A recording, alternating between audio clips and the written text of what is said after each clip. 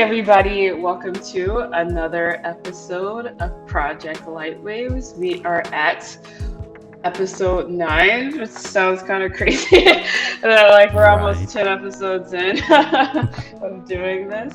I'm your co-host Chastity, and I'm here today with the awesome and spectacular Joe. How are you today, Joe? Wow. Thank you. I'm great. How are you? I'm doing well. I'm doing well. Adulting is adulting, but besides that, I'm doing great. Yeah, that's good. hmm All right, so we're kind of, I feel like for the first time in a while, we have episode that is very themed about a specific subject. Yes. Um, we will talk about two quick topics at the beginning, but just to put it out there, this is going to be a very Kingdom Hearts heavy episode. Yes. So if you're not very fond of Kingdom Hearts, then this You might will not be the learn to love episode. it. Or yeah, you'll love to love her. That's Or if you just don't love hearing our voices, stick around. yes. We might talk about Undertale at the end. You never know. It You happens. never know. Yeah. You never know. So if you want to stick around through Kingdom Hearts for a surprise, do so. But all right, so just to jump right into it, one of the biggest, I guess, Square Enix related news kind of came out of nowhere, where it had to do with Balan Wonderland Of of all all games. games, where the director of the game, Yuji Naka, he kind of out of nowhere just tweeted how he apparently sued Square Enix. The lawsuit was already settled, I guess, but he kind of just went on this rant online about how pretty much saying they're like a terrible company that don't care about the quality of their games or their fans, Yeah. um, and that he knew the game wasn't finished. Um, but I guess they didn't meet his demands. Like I was hmm reading through everything he was saying, and I know one of his demands was that I guess for like one of the YouTube trailers, he wanted like an original song for that, and I guess they were like no, and they just put in like I guess maybe I don't know if it was like a piano track from the game's soundtrack Yeah. or something, but it just seems like they're butting heads, and I guess I'm curious, what do you think of this story? Uh, well, uh, it's a bit of a weird situation, right? Like you hmm don't often see this happening in Japan. Yeah. A big name in the industry, making a flaming Twitter thread, blasting hmm his ex employer like that. Like usually, hmm uh, things are resolved, let's say, more peacefully over there. hmm I immediately thought about the time Tabata left and how hmm it almost seemed amicable at the time, even though I'm like 90% sure it wasn't.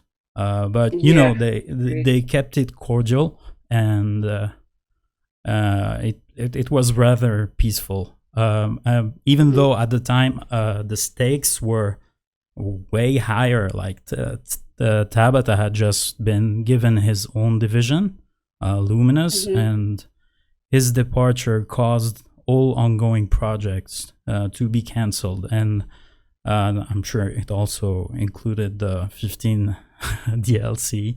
Rest in peace. And I also think for Spoken, just I think that's a game It that changed, yeah. it changed. Yeah, like Yeah. it was his game, and it Yeah, and had to quit. all that caused a huge loss to the company, a crippling hmm loss, in fact, and their stock was hmm in free fall after that for a while. So yeah, in hmm retrospect, having all this fuss right now over what Balan Wonderworld, it just seems a bit too much. And Well, the thing is, yeah, just from my little like I'm not a Sonic fan, so yeah, I don't know the history of like Fujinaka, but from ever since this has happened, like people who kind of know his history have like been speaking about it of like hmm it is very possible that Square Enix did do some, not great Oh, things, definitely, yeah, but he has like a very not great reputation either. yeah. So see, And the like words he used were like just scathing, like pretty much, uh, straight up saying that things like Square Enix doesn't care about the fans or their games. hmm Was kind of nuts to see. yeah, like I know even before like this even happened, I know people were saying that this was more than likely going to be his last game. But I think after that, after this incident too, it's Hmm. probably definitely going to be his last It game because definitely a lot of burned people are some like bridges he's there. Yeah. yeah. And it's just very interesting that like apparently when he was at Sega, there were similar stories of this happening. Because from my understanding about why he was kicked off Balan Hmm. Wonderland, I think the internal team wanted him gone as well. So, Yeah. the people he worked with, didn't like him or didn't want to work under him, and Yeah, that seemed to be it's like not his a first time for sure. And yeah. even though I think Square Enix is also 100% in the wrong here for shipping an unfinished game, he hmm definitely also has a certain let's say it's not his first time. That's Yeah, his reputation. Yeah, yeah, like bad I reputation. guess just to yeah, this is like I think what we've said. There's nothing much else to be said, but I just know I was listening to a podcast last night where they like briefly talked about this, and I'm assuming if you search his name on YouTube, if you're curious to like know more of his past, I think way before this, did like a deep dive on like his Hmm. career and like history on Sega and how like he kind of screwed over people there a Yeah, lot. So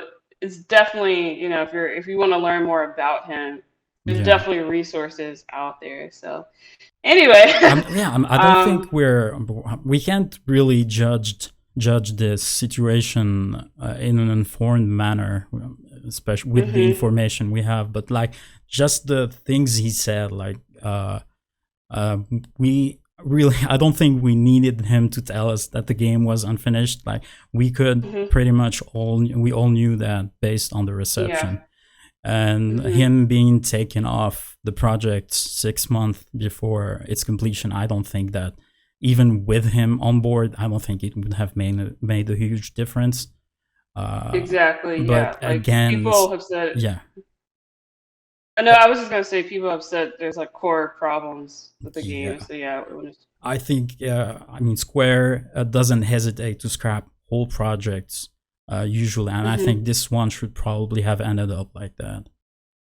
Yeah, yeah. I will say the one thing about this though, I think does I'm interested to see if like this starts something in terms of like Japanese creatives because this is something like like a year ago Mm, when we started hearing more about like the Blizzard stuff and Activision and you kind of hear about like how there's a lot of these like toxic people that in yeah, like very high up positions.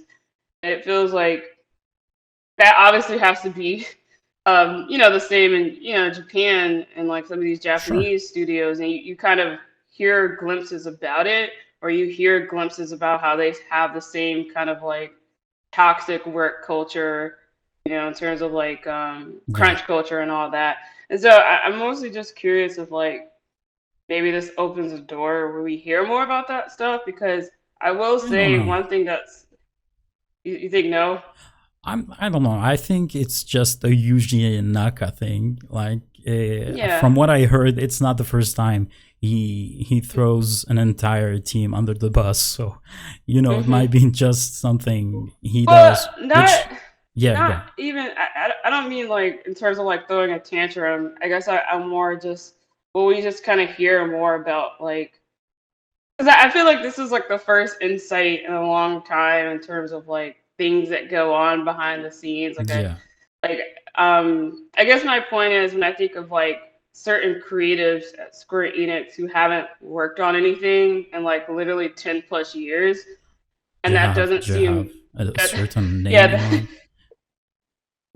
Yes, I do. Well, actually, it's multiple people, and one of them actually worked on Kingdom Hearts. But Yeah, the most famous example probably would be Ito, where yeah. like there's like the whole being in a janitor's closet. But it's also like, well, did something happen there, where or he I just didn't got he semi blacklisted? Yeah, didn't he? Isn't he making a game from now? Actually, that I looks mean, like it's like a budget game that yeah, doesn't matter. Like it's yeah, like people are yeah. like, Well, it looks super yeah. he's still alive and working. I mean, that's It's something, but like compared to how like to go from like the director of like one of the sure, mainline sure. games to like working on like it's not even like a Bravely Default or like a Triangle Strategy. Like what he was working on was like so it was like a blimp on the radar. Yeah, So that it seemed like a personal pet project. They're like, here's like 5 grand. This is your yeah. budget. Here's an Here you Excel go. sheet. Work on Yeah, it. and so I just think of people like that where I'm like, it just seems very strange. Of like, I wonder if there's like this eternal culture we just don't have any awareness of. Yeah, That some people kind of just get, they're no, still within the company, but kind it's of it's blacklisted in how a way. things are over there. It's pretty hush Yeah. hush most of the time. Hmm. There are a few exceptions. There's the director from Platinum Games. I forgot his name. Oh, the Sorry. one. He blocks Is everyone on Twitter. yeah, him. Yeah, Yeah, yeah. and I I know who you're think talking about. yeah, and I think there's also Yoko Taro, and he was pretty outspoken about everything. He doesn't know really how to shut up usually, so I Hmm. think these people are the only exception, and then everyone else Yeah. is pretty discreet with Yeah, because I that. think the one you're talking about is Kamiya. it Kamiya? Yeah, Kamiya, yeah, yeah, it's yeah, yeah. Kamiya, yeah. He did Okami and like Bayonetta. Yes. Yeah, yeah, yeah, that's definitely true. I think Kojima is another one where he kind of was like he thought Sony calling like the Hmm. re-releases of True. games director's cuts stupid.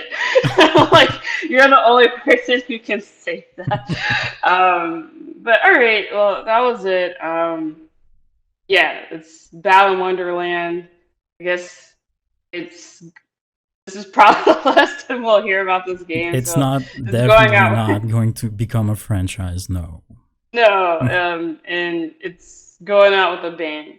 So, I guess our final news before we dive into Kingdom Hearts Yeah. is Yoshida gives an update on Yes. Final Fantasy Uh huh. 16, and it's absolutely nothing. Anyway, No, continue don't say on. that. No. It's nothing. But I do have the full quote up. Where he basically, I guess also for context, is that for the 35th anniversary, Square is kind of working with this company to kind of make like themed shirts. So Hmm. there's basically a shirt that represents each game, and 16 has one with kind of like new art of the game with like Ifrit. Or I feel like people say Ifrit. I say it Ifrit, but I know it's technically like Ifrit, but whatever. Hey, With both works. Ifrit and Clive, It's valid. and um, and I think we saw the shirt like a week or two ago, and then I guess I'm assuming maybe they interviewed like different creators because I know like in the magazine, I think for the clothing company, they have like a picture of like Yoshida wearing like the 14 shirt Hmm. as well. And then he says right now the development of 16 is in its final stage as a Yep. single player game. We are aiming to integrate story and gameplay even further, different to a game where many people play online at the same time, the extent to which the game has an individual focus, how immersed you are in the story. Um, I feel like he goes on to say things that I feel like he said in other quotes. I feel like this Hmm. quote also is kind of being taken out of context from people, As specifically usual. about yeah the individual focus, and it's like if you read the line before when he's saying that it's different from a game where people play online at the same time. Yeah. Like I feel like it's clear with the individual. Like it doesn't automatically mean he's talking about there's no party and Clive's the only playable character. Like he's clearly talking about the player of how Hmm. playing an MMO, which he's known for, and a lot of the team behind this game are from like 14. So it's a very different experience than being fully immersed in a single player game.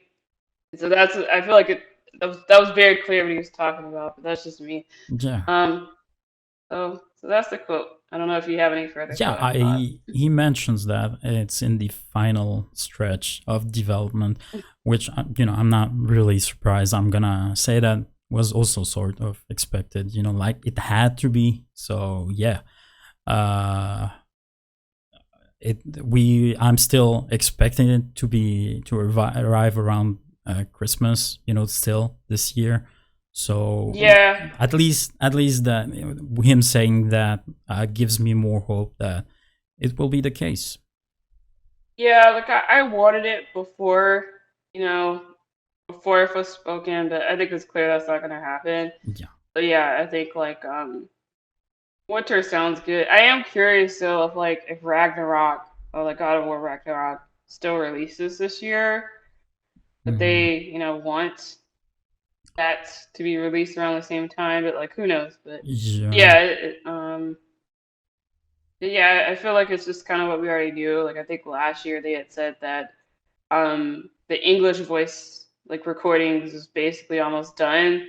yeah, So we're definitely in the final stretch. I just think that like they seem very determined. Like for he seems especially very determined to stick to like a plan of like when we show this game, it's gonna have like a release date. It's gonna be out in a couple months, which I'm down for. It's just the waiting sucks, but yeah, we got to be patient. So yep, yep. great. So that's it for any quick updates. And This is now now we a can Kingdom move. Hearts episode. Yeah, like we're fully rebranded. We're not about Square Enix anymore. We're a Yeah, Kingdom Hearts podcast going for it. But yeah, it's the 20th. This year is the 20th anniversary of Kingdom Hearts as a series. The Kingdom Hearts 1 first released in 2002, which is like crazy to think about. And they had an anniversary event where we got kind of some updates, and the last part of the trailer was Kingdom Hearts 4. However, I don't want to like dive into Kingdom Hearts 4 right away. I kind of want to start from the beginning as hmm, we kind of do this retrospective of the series, and I kind of wanted to start with Kingdom Hearts 1, and I'm very interested to kind of hear your perspective because I guess just quick context for me is that, I was at the age where I would play games my brother played, yeah, because he had the consoles and stuff, and so I remember when Kingdom Hearts was coming out, like my brother would get Game Pro magazines, and I remember specifically like they had the ads on like if they had like a full page of an article, there was like a part of like a vertical slice of it that was reserved for the Kingdom Hearts advertisements on each hmm, page. And I remember the tagline being, I think it was like you'll never know like who you'll meet next. And it was like kind of like promoting the fact like, oh, you have all these like Disney characters and stuff like that, which was I thought it was cool, but then I never really like thought too much of it because again I'm like 8 or 9 at this point. So I didn't play Kingdom Hearts 1 until like a couple of years after its release. So I'm curious, like, did you play it on release or what no, was your experience? Okay. no. I Okay. actually I got into the series right after I saw the Toy Story trailer for Kingdom Hearts 3. uh Mhm. that's I always wanted to play it, to try it, because I'm obviously I've always been a Final Fantasy fan and a Mhm. Disney fan at the same time, but I guess it just never happened.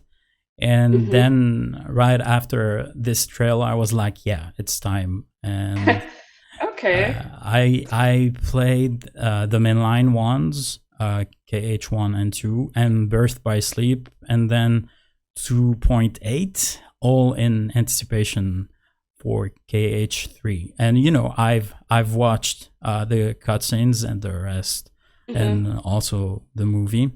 It So you it did. watched the Yes. I'm sorry. I was just gonna ask. So you bought like the remasters? Yeah, on PS4. Okay. But Okay. I I really couldn't play them all. So you really just watch the cutscenes for Chain of Mhm. Memories, I think. The one with Mhm. the days or whatever in it. Yeah, Uh, 300. Yeah. yeah, I think there's one I missed. But anyway, I tried to be caught up for the story. It didn't really Mhm. help a lot. I was lost by the end of I of We'll KH2. get into why once we get to Kingdom Hearts 3. I by the end of Kingdom Hearts 2, I was lost, and I just straight up gave up on the story. And That's very interesting. yeah, Okay. but I had a vague idea of what was going on, and for me, that was enough. I played Kingdom Hearts 3, enjoyed it a lot, and same goes for Remind. I had a great time. Okay. Well, I guess just okay. That's really interesting because I was going in. I guess I just assumed that you had like played the games before Hmm. me. So Yeah. I actually started playing. I can't remember the exact year, but whenever I started playing Kingdom Hearts, it was before Birth by Sleep. But it was Mm, after Kingdom Hearts 2 was already out. So I'm guessing I probably played it like, Mid 2000s. yeah, and because I was in middle school, and I remember, I guess just like a quick story was that we had moved, and so I was like the new kid, and I met Hmm. these like group of friends. And I remember they kept talking about this game called Kingdom Hearts, and I didn't. I think at the time it had been like so many years since like I saw that ad as like a kid, I didn't really remember. Hmm. And so eventually I decided to like play it, and I borrowed it from one of them, like the first one. And then that's how, like honestly, basically in a way, Kingdom Hearts is kind of how I ended up playing Final Fantasy, even though I technically had played Final I know a lot Fantasy of before people that. like that. Yeah. Yeah, because I had played Final Fantasy VIII because my brother had it, and but to me it wasn't really a new experience because I had watched him play it so many times. And so when I played Kingdom Hearts 1, I liked it, and then I borrowed Kingdom Hearts 2 from the same friend, and my brother saw me playing Kingdom Hearts 2. He was like, "Well, do you want to borrow like Final Fantasy X 2 for my friend because they had it?" And I was like, "Sure, I don't know." And I then I played guess. it, and I guess. yeah, and then I played it, and I liked it. And then, ironically, I actually didn't beat 10-2 the first time I played it because I think like when you get to the end, that like final, I guess kind of like the final dungeon part, I kind of like beat this one boss, and then I think my brother. I think either I got my mom or my brother to buy me 10, and that's basically how I like finally got into like playing Final Fantasy. Yeah, I was just like going through the games. But anyway, so I that's kind of think like I my think I know story. someone who has the same exact trajectory as you after Kingdom Hearts, then Final Fantasy X 2, and then it's uncanny. Yeah, go ahead. Yeah, yeah, because I think honestly, I think it was just kind of chance because it's like I knew it Final like again like I played eight, but even when I was younger, I recognized the series. Like I remember when the Spirits Within came out and they were showing the trailers. I was like, oh, Final Fantasy is the game my brother played, and Hmm. back when he had like a PS1, I remember seven being on the seven, yeah, being on the back of the PS1 box. But I think, and again, my brother is probably kind of the reason I got into games so much. So I always like be thankful to him because he's like always tried to like foster, like if he saw I was interested in something, he always tried to like buy it for me or something. Hmm. And so when I was starting to get more into like Hearts and Final Fantasy, like he showed me Abbott Children and stuff like that. So that's kind of like how I don't know. I guess kind of like fostered like me getting into like the Square Enix because like at that point he wasn't really like playing. Like he's never played Kingdom Hearts. Like he doesn't really like honestly outside of eight he doesn't really mess with Final Fantasy. Like he Uh-huh. he just doesn't play games as much anymore. But at the time, even if he didn't, like he would still kind of pay attention and then show me stuff. So, Mm. but anyway, yeah, like it is a very interesting kind of like trajectory. So I remember being in school and like talking with my friends about like back then that was what people thought like the three Keyblade masters or whatever in the armor. People thought that was like Kyrie, Riku, and Sora. So like Uh, we'd be theorizing from that, like so. And It was a very interesting time. you mean, and and there were Aqua and the rest, right? Yeah, because like at the time, like all we had was that like trailer or like the secret ending, and Yeah, the cinematic. Yeah. yeah, and so at the time, like it wasn't revealed. Like we didn't see their faces, and we didn't Oh, know. okay. I didn't know that. Yeah, Playing yeah. So. them later, hmm I guess I kind of already knew all the characters. Yeah. Yeah, and so I think I came into the series kind of like at the point where like basically it was starting to build up to like these side games coming out. And so Mm. it was like you would go online and um there would be like theories about like you know, um who's the bald dude and stuff like you know you know and I don't know, like looking back it was like a very different atmosphere because yeah, like everybody knows now that's Aqua, Vin, and Terra, but like yeah, like people literally thought that was like the Destiny trio, excuse me. Yeah. um and then I think we got like the trailer, like I think it was a trailer that was like showing like I think like Xehanort freezes his Ven, and then like his like shield, like his face shield cracks, and so you see like, Hmm. oh, he looks like Roxas, and then you see Aqua holding them, and then that's when I think, if I'm remembering right, I think that's when everybody was like, oh, okay, that's not the Destiny trio. These are like new characters, and And then I don't know, but Birth by Sleep came out. I think yeah, and cleared then I everything. guess yeah, and but I guess just jumping back, I'm curious to hear like your opinion of Kingdom Hearts since you played it a Hmm. lot more recently than I thought. And one thing I hear from people who kind of play Kingdom Hearts nowadays, Hmm. they don't really like the gameplay as much. So I guess just tell me about like your Oh experience with well, it. I well first of all, I wouldn't say that I'm super fan, but like still, I like it enough. Uh huh. I mean the series as a whole after playing and experiencing everything. Mhm. After playing Kingdom Hearts 1 was rough, man. Gameplay wise, and I know the story is has its charm, and everyone likes the first because it was still simple and Mhm. clean. Uh, but I couldn't really. I didn't enjoy the controlling the combat Mhm. at all. So Mhm. for me, I only fell in love with everything after Kingdom Hearts 2.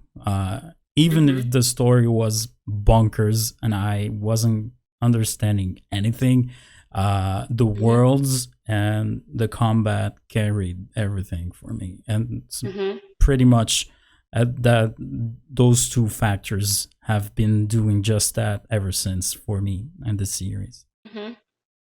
Okay. Yeah.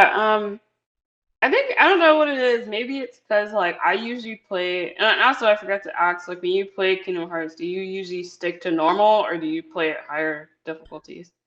Uh, I think I've made the mistake of playing at higher difficulty the first one.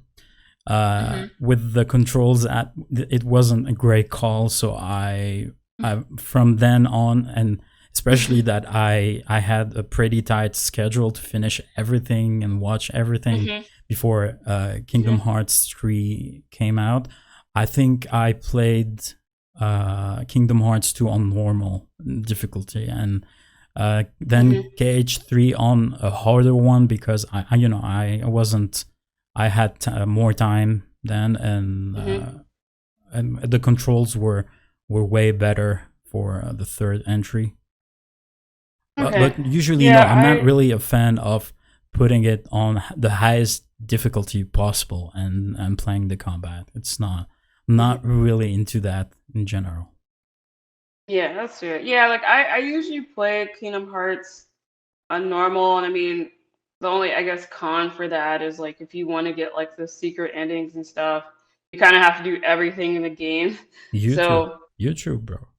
Well, I mean, at the time, like Yeah, I, I think like at the time it wasn't as common. Like eventually, like I learned, oh, I you know. can Yeah, just go to I YouTube. But yeah, true, true. yeah. I think that was like I think I like when I started playing Kingdom Hearts, it was kind of like the border of like, oh, you still talk to your friends to like learn about like there even is a secret ending, and then people just was like, oh, it just became known like this is what to expect. Hmm. So it was an interesting time, but I guess for Kingdom Hearts, like to me, I still think it's kind of like objectively the best one. I wouldn't say like combat wise, but I think in terms of like its story structure, Hmm. and I think also like being faithful to the fact that it is technically a Disney property, because like I think a lot of people forget that Disney does own a series. Yeah. Um, and like I didn't finish my replay of it. I think I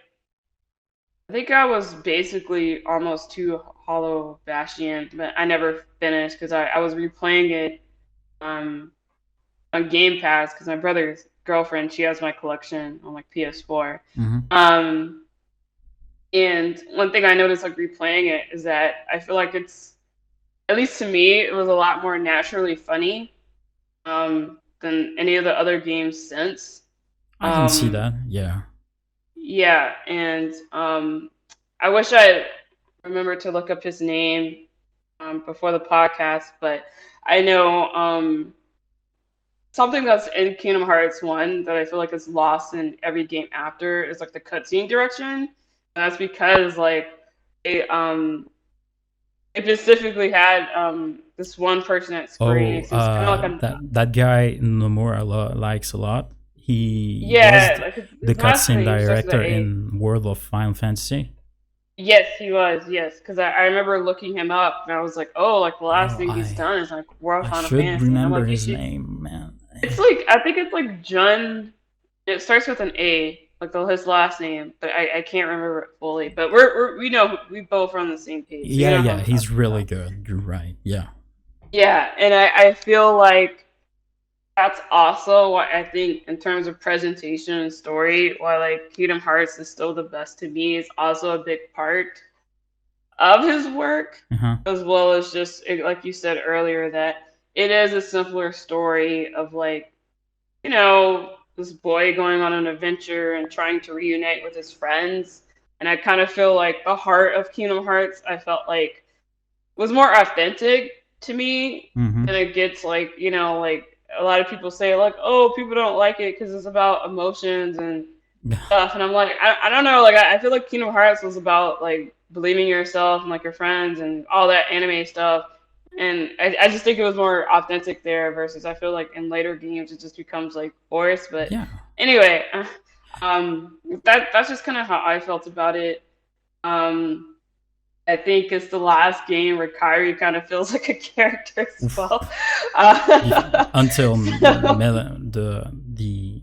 the musical game. well, I heard that like they do her awful in that. Yeah, you Did you told me. play it? No, but you Oh told me about it. yeah. Yeah, like I haven't played it either, but I've heard things. But anyway, Yeah. but I just feel like because another thing is that Nojima, who's kind of like he is, I would say probably easily most famous kind of like scenario Hmm. writer at Final Fantasy. He did 7, he did 8, he did 10. He's on the remake again. Yeah. Um, he's. I feel like the series was also at its best when he was the main writer, or at least one of the main writers, Mm. because he's he's on. Basically, his last game was 2, which I feel like, yeah, kind of shows like After once he's not like. so after Oh, go that, ahead. it was just Nomura coming up with the. It's been like some different. It's like each game. There's been some different writers. Like some, Mm. I know one person who was on the first game. I think like does continue on some games, Okay. but it changes a lot. But I Yeah. feel like And I remember the guy's name. It's Jun Akiyama. yeah, yes. I Thank you for that. I always wondered after World of Final Fantasy what he was working on, and I thought he'd be on the remake, but he wasn't. So I'm still wondering where where he's been. Yeah, it's confusing. Like, yeah, there's like people at Square Enix who do great work who kind of just seem benched or either on very small projects, but Yeah. I don't know. But yeah, and obviously, if you can't talk about, Kingdom Hearts without mentioning Yoko and like her, wonderful music. And I know for Sure. me, I kind of tend to prefer a lot of especially the main boss themes for the villains. That's kind of like my preference in terms of Kingdom Hearts music. But do Hmm. you have any like ones in Kingdom Hearts 1 that like stick out to you or anything? Uh, Not really. I love the Mhm. music overall, of course, and Mhm. every intro is great. Mhm. But of course, Oh yeah, Utada. sorry. Oh no, I was just saying Utada, like her music. Yeah. Yeah. Even the intro of KH3, which was more controversial, Face My Fears, I Mhm. really liked. Mhm. But yeah, I like the main theme. Overall, I Mhm. think it's my favorite.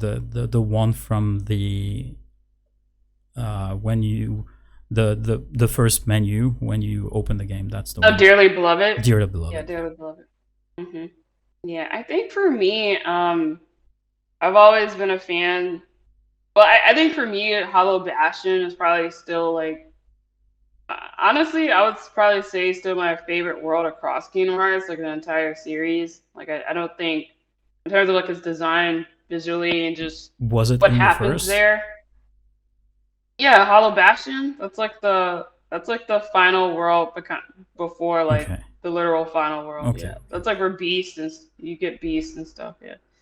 Um, and it just changes names in the second one, but and also I just love like the battle music there. Hmm.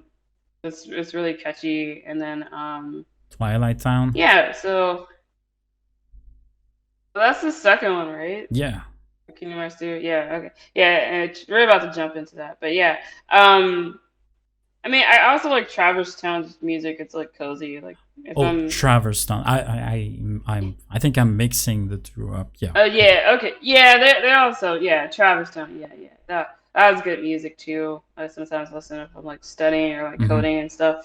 Um but yeah, and I guess I would ask, since you've played through the games recently and stuff, do You you, keep do you saying have like that, a favorite? assuming that I remember anything about this story. I don't. It's not gonna happen. But go No, ahead. Go ahead. no, it wasn't Shoot about your this shot. question. Actually, the question actually isn't about the story at all. Like, Okay. no, Okay. I no, like literally, like you playing it, like after like Kingdom Hearts 3 was announced, like really surprising. Like I wasn't expecting that at I all. thought you Like, knew. I no, I didn't. No. So no, it's just very interesting to me because I feel like I don't talk to. Because I feel like so like one of the issues with Kingdom Hearts is you see so many people talk about, oh, like I want to play it, Mhm. but it's hard to get into, and you hear people saying that Yeah. so much, and a I'm lot not of sure people what the just don't. reason what took me so long. I guess I was one of those, just turn-based lovers back Mm, when I was oh, playing you didn't Final want to play Fantasy. a filthy. You didn't want to Yeah. play a filthy action Yeah. game. Uh, Nomura's Nomura's bullshit. I loved Nomura, but just Kingdom Hearts interested me. Just I never could get start playing it, and then there was Yeah. this whole era of just Square Enix being bad, and I was done with them Yeah. after 10 The and the the dark dark ages. era. Yeah, so it not. And I think the trailer for Toy Story was in 2016, 17. That's the trailer, if I remember correctly, that's the trailer that I think got a lot of people who like either weren't into Kingdom Hearts or either had fell off Yeah. or kind of like a mixture of like how you feel. From my Hmm. understanding, a lot of people kind of like, you know what? I don't give a fuck what's going on in the story. I'm here for Yes. the Disney stuff. Yes. I think that and the Pirates trailer, like, that I think got a lot of people on board Kingdom Hearts Mm-hmm. 3. So. Mm-hmm. I can see that. Okay. Well, no, the question I was going to ask Go you ahead. actually was about the story at all. It was actually going to be what was your if the character isn't in if your favorite character isn't in Kingdom Hearts 1, that's fine. But I was just curious, like, do you have a favorite character in Kingdom Hearts? Oh God. Mhm. I guess I like Sora. He's okay. Mhm. Uh, He's and okay. The main protagonist with the he's face of the okay. series. He's Uh, okay. and Riku is fine. A little bit Mhm. on the edgy side, but that's fine. It's in the Mhm. Mora game. That's fine. I I really don't have much to say about the characters, unfortunately. They are there to take me through the worlds and do flashy things when I press the buttons, and that's about it. Okay, so That's I Kingdom think for Hearts for me. me, when I was playing these games, I was probably like literally like 14. Yeah. Like I was at that age of like, people are writing like fan fiction about these characters and stuff. So like I was at that age of like, people were like very like, intense and very passionate. So like I think for it was very like easy to have your favorites. Like I think for me, like Riku was always a fave, but I don't think he became a fave until like Kingdom Hearts 2 especially. Uh-huh. I mean I think I like all the characters. At least with 1 and 2, I feel like I like all the characters, and then Yeah, after 2 is Roxas kind of is like. pretty is a pretty light character, I guess, and Yeah, I think for people me the like Roxas Roxas. the reason I never liked Roxas isn't because of him. It's just because again, I'm like 14, so I have more time on my hands. So I would replay Kingdom Hearts 2 especially a lot. Uh-huh. Um, and when you replay Kingdom Hearts You 2, have you the have to intro. replay that intro again. That damn It's like I intro. don't care. I didn't Yeah. mind it this much. Maybe did you play the game with Roxas before playing Kingdom Hearts 2? Well, you got to remember when I started Kingdom Hearts, Mm-hmm. these sequels didn't exist yet. They Like I don't didn't. even like. Yeah, because when I played Kingdom Hearts 2, like Then Birth by Sleep and why like does 300. everybody recommend playing this one before Kingdom Hearts 2 then?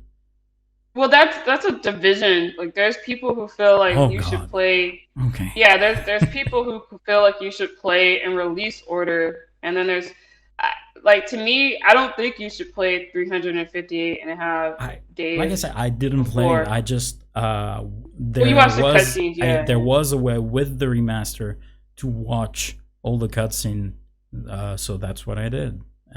Yeah. Yeah, because the thing about the Kingdom Hearts, and at this point we're just diving into Kingdom Hearts now, but Kingdom Hearts 2, and Hmm.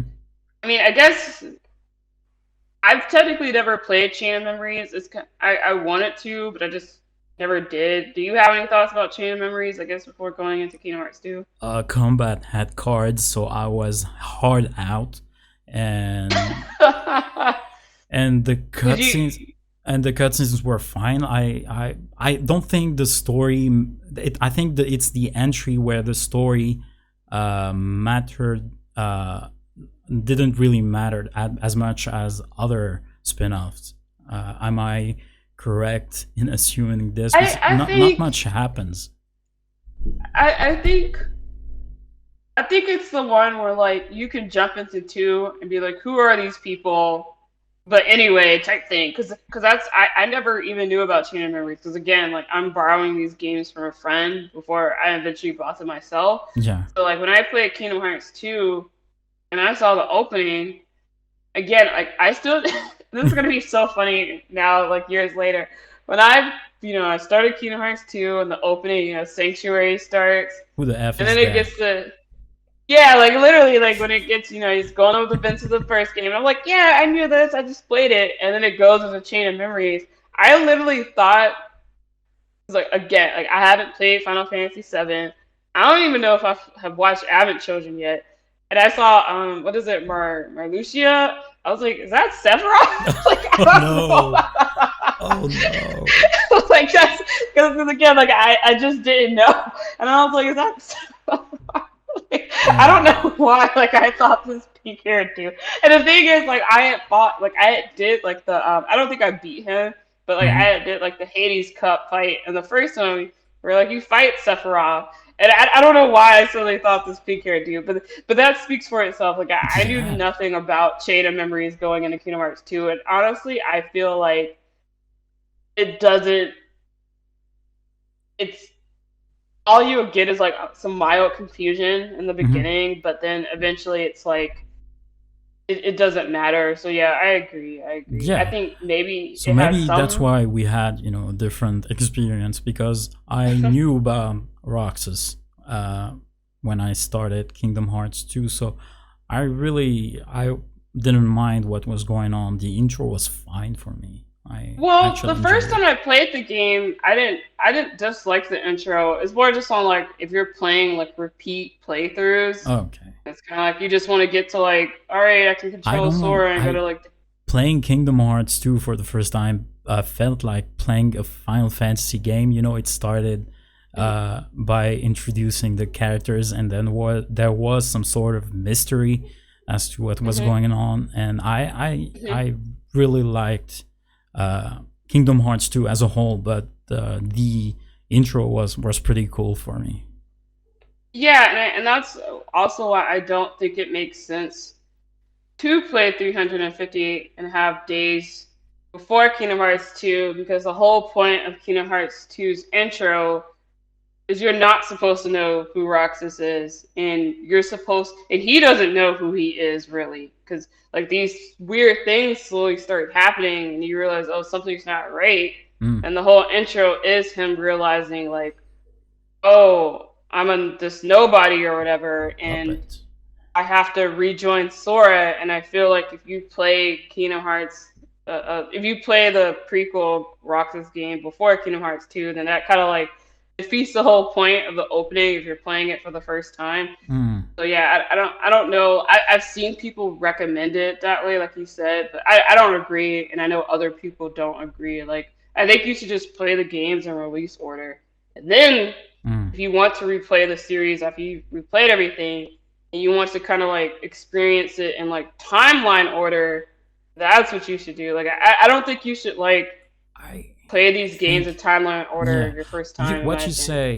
what you're saying makes sense. I think the recommendation mostly comes from people who don't want to confuse new players. So maybe it's easier to understand. I was still confused, mind you, I yeah, right? I think that confuses them more because especially like again you and maybe I'm coming at it a different perspective, but it's like when 358 and a half days was announced, and then they're like, oh, there's this secret, oh, like 14th organization member. We're all like, who is that? Like I feel like I don't know.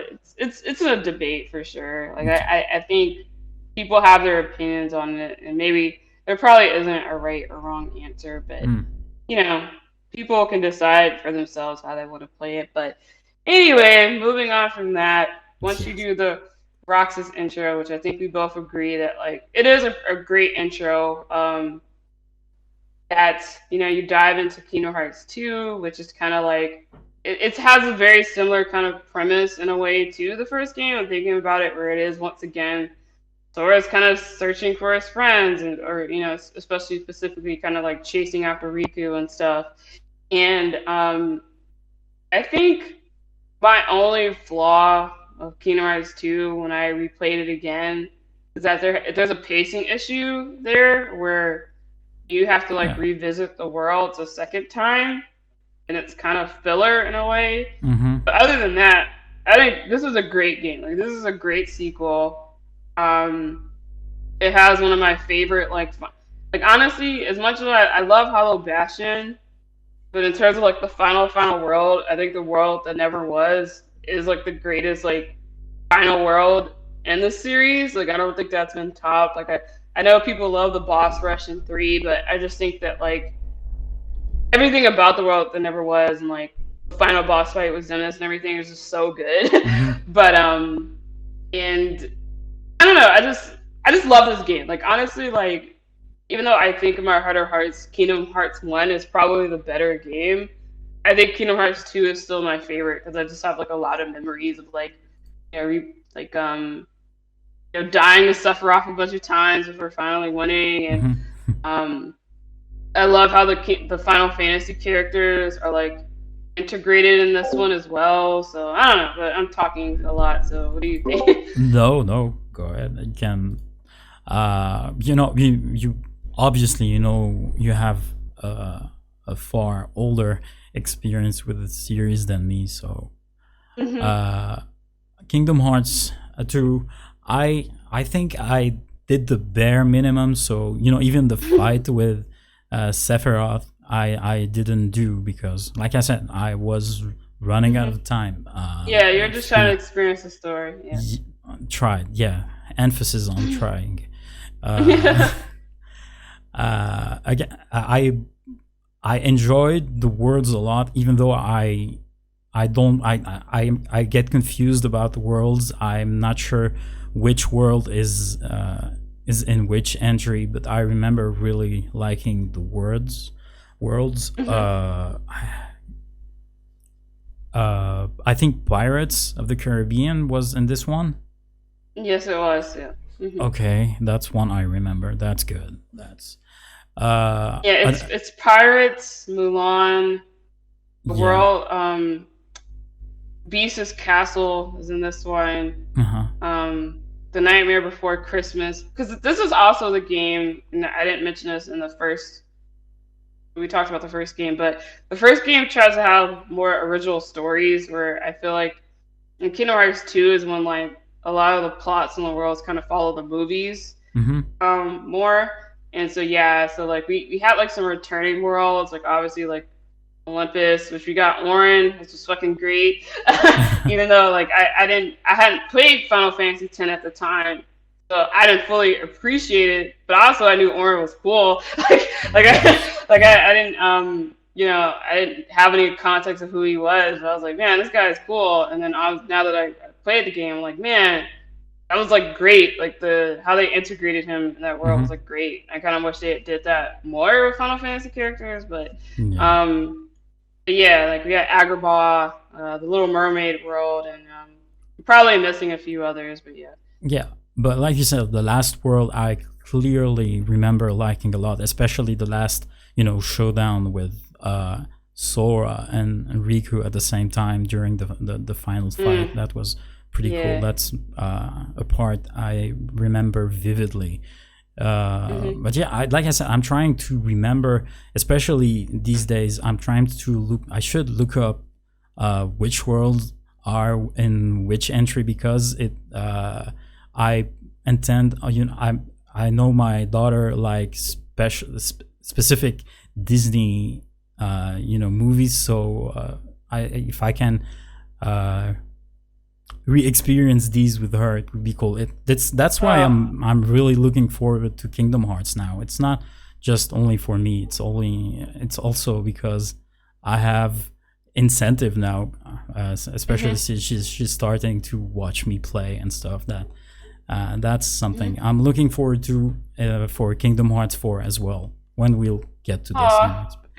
Yeah. Yeah, because I know that is like I know especially with Kingdom Hearts 3, like I saw like you see stories of people who would be like showing they show like themselves playing with their children. And it'd be like I was literally, like a child or a teen when Kingdom Hearts 1 came out, and now Hmm. I get to experience Kingdom Hearts 3 with my own child. And I do think that's like a very beautiful thing. And I know for me, I remember when I was playing Kingdom Hearts 2 one night, and I think one of my mom's friends came over, and she had like, a bunch of kids. And I had to like basically entertain them, but I didn't want to stop playing the game. So I went to the Little Mermaid world and too, and a lot of people like crap on that world because it's not like how in the first game, Hmm. that world you actually fought and stuff. This was kind of just like a musical mini game thing. Yeah, I But I used remember. that to my yeah, I used that to my advantage, and I just handed the kids the controller, And I was like, I let them play it, and they really loved that, like being able to like just press the buttons at the right time for this song, and they would Okay, each song they would pass it to the other kid. So I'm yeah, that's taking why notes. you should do that for her.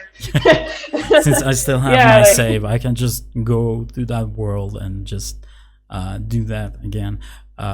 yeah. I think people also dislike the swimming in that world. But was that in Mhm. the first one? Yeah, like the first one is when it's like an actual world where like The you swimming can is kind like of wonky, right? yeah, and then I think you can kind of like swim a little bit in the second one, but it's more just like in a very limited area, like but it's not like a fully explorable world like the first like the world in the first game was. Oh, Yeah. okay, okay. But yeah, like that's why I mentioned it because I was like that's probably something she would really like because these kids they're kind of like they range from being like Yes. I don't know, probably the oldest was probably like 12 or something, you Oh, know? that's old. That's Yeah. way older. Well, no, like, I'm saying like these are like five kids though. So if the oldest was Okay. 12, the youngest one was probably like Yeah, three. So but yeah, and that's then like there was like I have very specific expectations for the world in Kingdom Hearts 4. I hope they deliver on that. Not for me, for my daughter. yeah, and that's something I kind of always have this conversation with people where I'm kind of like I'm not really sure like does Kingdom Hearts try to like market itself for kids anymore? And I'm not really sure. Like obviously there's the Disney stuff, but I'm kind of like, is it more like older people, like parents, introducing it to their children? I'm Mm. just very curious about that because I feel like the answer is no. But I think it can I feel like be for both, I guess. I mean I think it can be, but I'm more asking like, does Square Enix really try to market to kids as well? Like them themselves versus other like instead of like I feel like fans kind of do more of the marketing to show kids, hey, this game exists. And I'm like, does Square Enix marketing really reach out to like Mm, appeal with kids? yeah, Like it's that's a Kingdom good Hearts question. trailers showing on like Nickelodeon Cartoon Network. I don't know because I don't watch that stuff, but it's just something to think about, I guess. Yeah, yeah. hmm all right, I did have one question for you about Kingdom Hearts 2 Oh because you God. mentioned being confused about the story, and I'm interested on like where it lost you. Uh, I If you think remember. it's at the end. When Mm. we I think there's a cinematic with uh someone walking in between buildings and stuff. I think it was Riku or someone resembling Riku, or he was hooded. Oh, uh you're talking about how like he talks about how like he was using the darkness to look like Ansem, but it's really Riku, and he fought yeah, I mean, Roxas. for me the whole thing was like I just didn't, I couldn't bother with the nobodies and who was who's nobody. And uh It's funny because when I think about it now and I'm older, I'm like, this is very dumb.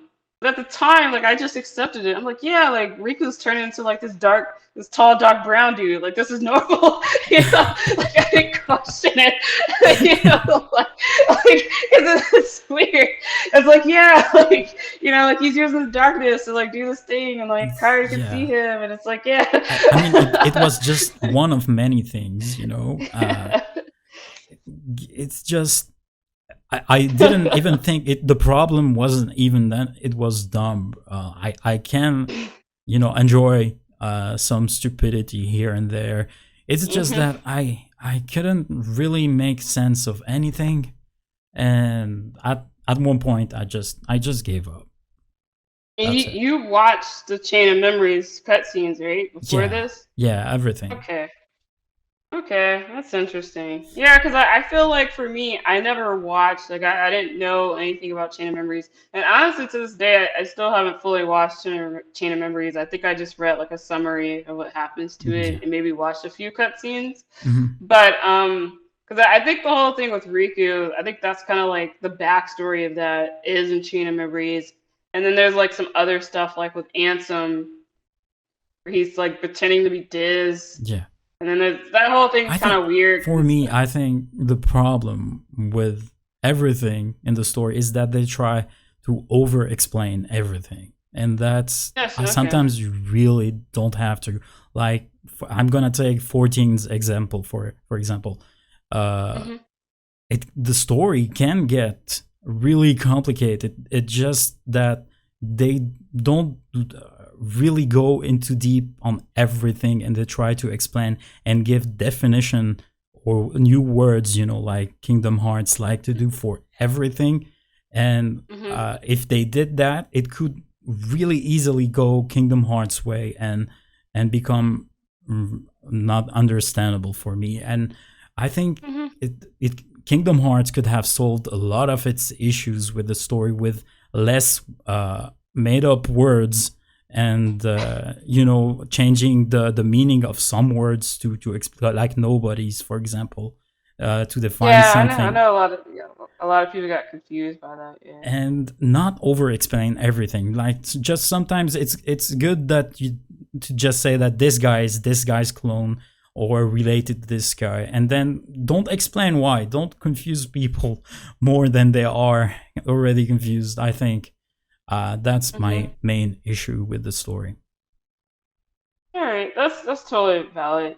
I guess one last question is, we always got to bring Final Fantasy into it, and Yeah. Kingdom Hearts 2 is basically, I feel like, the last game Hmm. where they have any real relevance. So I was thinking, like, did you kind of like enjoy like how they were tied in? Because I know like Yeah. one of the big points of Kingdom Hearts 2 is like the middle part where there's all it's kind of meme too, where like Mickey kind of like gets all serious and like fights and all that. But you get the part where you get to fight with everybody, like all the Final Fantasy characters except Aerith, for that, which I always still think is that was lame. They never let her fight, but whatever. But I really you love get. these parts. I remember Hmm. when meeting Tifa for the first time, I Yeah. was one of the high points of the game, honestly, Mhm. because she also felt like the Tifa I would imagine be in Final Fantasy VII. Like Mhm. she was cheery and not the Tifa that from Advent Children, for example. Uh, That's very. Oh, that's also very interesting because yeah, like Avid Children had come out. So yeah, that's really interesting to think about, yes. especially from your. Yeah, Yeah. Okay. I've been watching Advent Children since it came out, and Mhm. pretty much on the regular. So yeah, Mhm. but yeah, Okay. like I Yeah. was saying, it was really cool seeing all these characters, and Aaron too, like you said, Mhm. really cool. Cloud Mhm. was his Advent Children self, unfortunately, but it was Yeah. still pretty cool to to have him there. Yeah. Like to me, I think that Kingdom Hearts, especially because one thing about Kingdom Hearts 1 was I think I didn't mention this, but I guess just to go back retroactively, is that they actually wanted Riku in Kingdom Hearts 1, and I think instead of Yuffie, Hmm. they didn't want to confuse people with like her and the character Riku. That's why Yeah, Yuffie is in, and then Riku is though, right? She's well, she with comes in later as the like she's fairy, a but like fairy or something. yeah, but they're kind of like temporary. Whereas like if Yeah, she would have been in Yuffie's place, she would have been mentioned more. So yeah, I yeah. think they were just worried Makes about sense. that, Makes sense. and I know is it Aya Brea from like Parasite Eve? I think Nomura wanted her in instead of Really? Aerith. Yeah, and then the team wanted Aerith, and Aerith ended up winning, and so that's how Aerith So is in. inappropriate. No. Glad they. Yeah, well, it's very interesting because that implies that like it wouldn't have.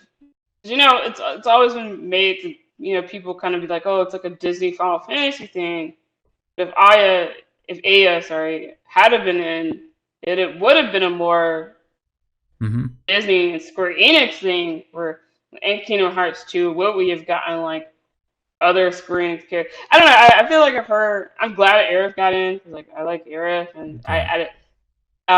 but I feel like if that would have happened, it would have had interesting implications, but it didn't. So, but the thing I wanted to say also was that they wanted Vincent in too, but I guess maybe they couldn't have both Cloud and Vincent in, Too so they much combined edginess. them. Yeah, and so that's why we get like this Cloud who has like a claw like Vincent in Kingdom Hearts 1. He's kind of like edgier and moodier. Hmm. Like Cloud actually is. And this is before having children too. And I kind of feel like um, that, and then going into Kingdom Hearts 2, we kind of get this Sephiroth who's like obsessed with Cloud. I feel like having children and then Kingdom Hearts is kind of why we've gotten like these weird portrayals of Cloud and Sephiroth for so long. And thankfully, I feel like with the remake, we finally got like Cloud again. Yeah. But unfortunately, Sephiroth is still kind of like this weirdo Sephiroth that's like super obsessed with Cloud, which is unfortunate. But hey, I'll take what I can get. So. Yeah, I have hope if he's more like the Sephiroth in the final scene with Cloud at the edge of the galaxy. He Well, I seemed think less that's crazy there. well, that's the thing. I think that is like a well, I The think the real. theory is Yeah. that's a non-crazy Yeah, Sephiroth. That that's why yeah it gives me hope. Like I'm yeah. hoping to see they'll have to show that part of that side of Sephiroth anyway in the next part because Well, he's I guess going the to be in the thing past. Well, the thing for me is that I guess for me was that even when Sephiroth was crazy, and now we're going off on like this whole tangent. My bad, y'all. But like, just quickly, is Every that time. even when Sephiroth, yeah, even when Sephiroth was crazy, like I guess crazy Sephiroth in the original game, he wasn't obsessed with Cloud. Like, if anything, he didn't care about Cloud, and when he did, it was specifically to use him, like because he was a puppet, and his Mhm. eyes were like. I feel like ever since like Advent Yeah. Children it's become this like personal obsession Yeah, well, that like to me yeah like I feel like to me that's the weird something, part that's like something. It's a sequel, not you know, not yeah really. and yeah it's like all right I was so if we gotta if I gotta deal with crazy obsessed Sephiroth to get like a faithful Aerith and a faithful Cloud then I'll take it Yeah. but but anyway so I guess with Kingdom Hearts 2 I don't know if you have any final thoughts or wanted to touch on the music. Well, I guess I didn't even answer my own question about the Final Fantasy stuff. I Yeah. loved it. I always thought that was cool. Like to me, I think yeah, watching playing this game kind of was my introduction to Tifa in a way. Like I'm sure I probably had seen her in a way before, like fan art or something. But like that was Mhm. my introduction to Tifa, and I'm a huge Tifa fan, and so I always thought she was cool and like Kingdom Hearts and stuff like that. And um, there's like the famous like thing with Squall or Leon and like Cloud fighting back to back Yeah. and stuff. And Yeah. I wish afterwards we had gotten more moments like that, but I you mean, I know, even got Cypher in that game, so I couldn't be more happier. yeah. I always thought Cypher and them were like so weird in that game. I don't know. I think it's because of the BB thing. Like I just thought BB kind of like chasing after them was like Yeah, really weird to me. it's weird, but I thought his personality was pretty spot on, actually. Oh yeah, yeah, yeah. I just think I guess final thoughts on for me for the Final Fantasy thing is that I feel like Nomura has an issue with the handling of characters he didn't create. Like for instance, I at the time I'd obviously hadn't played Final Fantasy 6, Uh huh. and then I did, and then so I didn't really know who like Setzer was. Setzer is, And years yeah, yeah, I later, was going to say Setzer. yeah, and then years later I played it, and then I'm like, what Oh, was up with his character in Kingdom Hearts 2? Like, it's not a faithful version of. Like, if anything, I that's a felt good like it would point, have made. actually. Yeah, Yeah, like I think it would have made more sense to try to like have him in the pirates world yeah, in a way. Like, I don't know. So I feel like his handling of characters, like that makes he didn't sense. design. Yeah. It's kind of weird and off a bit. So that's why like BB and stuff and like Setzer kind of like I was like I don't know about this, but yeah, like Cipher, like him kind of being like this bully in a way but also kind of still trying like he will look out for you too, even if he's bullying you at the same time. Yeah, it was really Hmm. faithful. But Square-enix, I think for these next ones, we'll probably not touch on as much. There's Kingdom Hearts Coded, which I know that's cutscenes, and the Mhm. remasters. So I don't know if you have any thoughts on that, but I no. I yeah, me me either. I think it's called technically it's Kingdom Hearts Recoded in the remasters, but I don't have much thoughts. It's this is to me, I guess, starting from Kingdom Hearts Coded is I think once they start deep diving it's the one into with the card system within the combat system, right? Or is it Chain of Memories? that's Chain of Memories. Kingdom Hearts Coded is the one where like Okay. you're playing a Thor like in a computer or something, Oh if I yeah, yeah, remember yeah, yeah. correctly. Okay, okay, okay, Yeah. okay. He's Um. asleep and they're trying to wake Yeah. him up. Yeah, or something. And then this, like, paying attention to this game is actually relevant for Kingdom Hearts 3. And so I feel like Kingdom Hearts Coded is when they start, like, introducing the quote unquote, the term people don't like to use, spin offs, even though it's not really spin offs. They're actually really important. Mm-hmm. And I think that's when, like, people start getting confused because not everybody, because this released on Nintendo DS.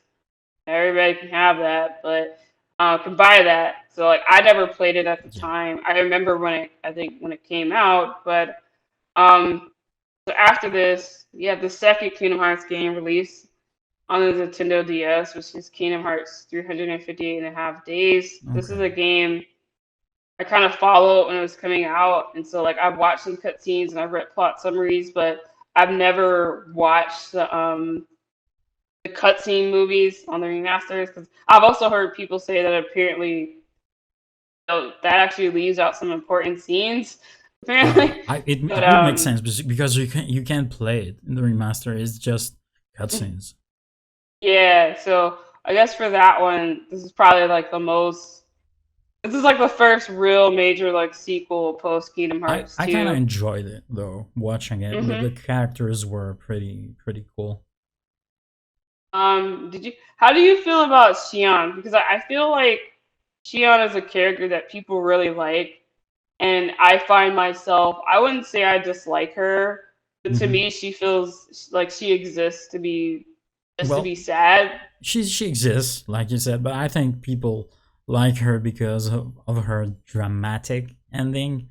Uh, Maybe And that's what they I feel mean. Like, sad for I her. feel That like, it's just. I think that's the only reason because up until then, there wasn't much to work with. yeah, and that's kind of like the vibe I got. So that's why I was like always confused about like the love for her. Not to say people aren't valid for liking her, but to me, it just felt like everything about her Mm. is made to just make you feel sad. Like from her, like her theme, it's very sad. It's Her pretty fate, cool. Yeah, Vector to the yeah, heavens.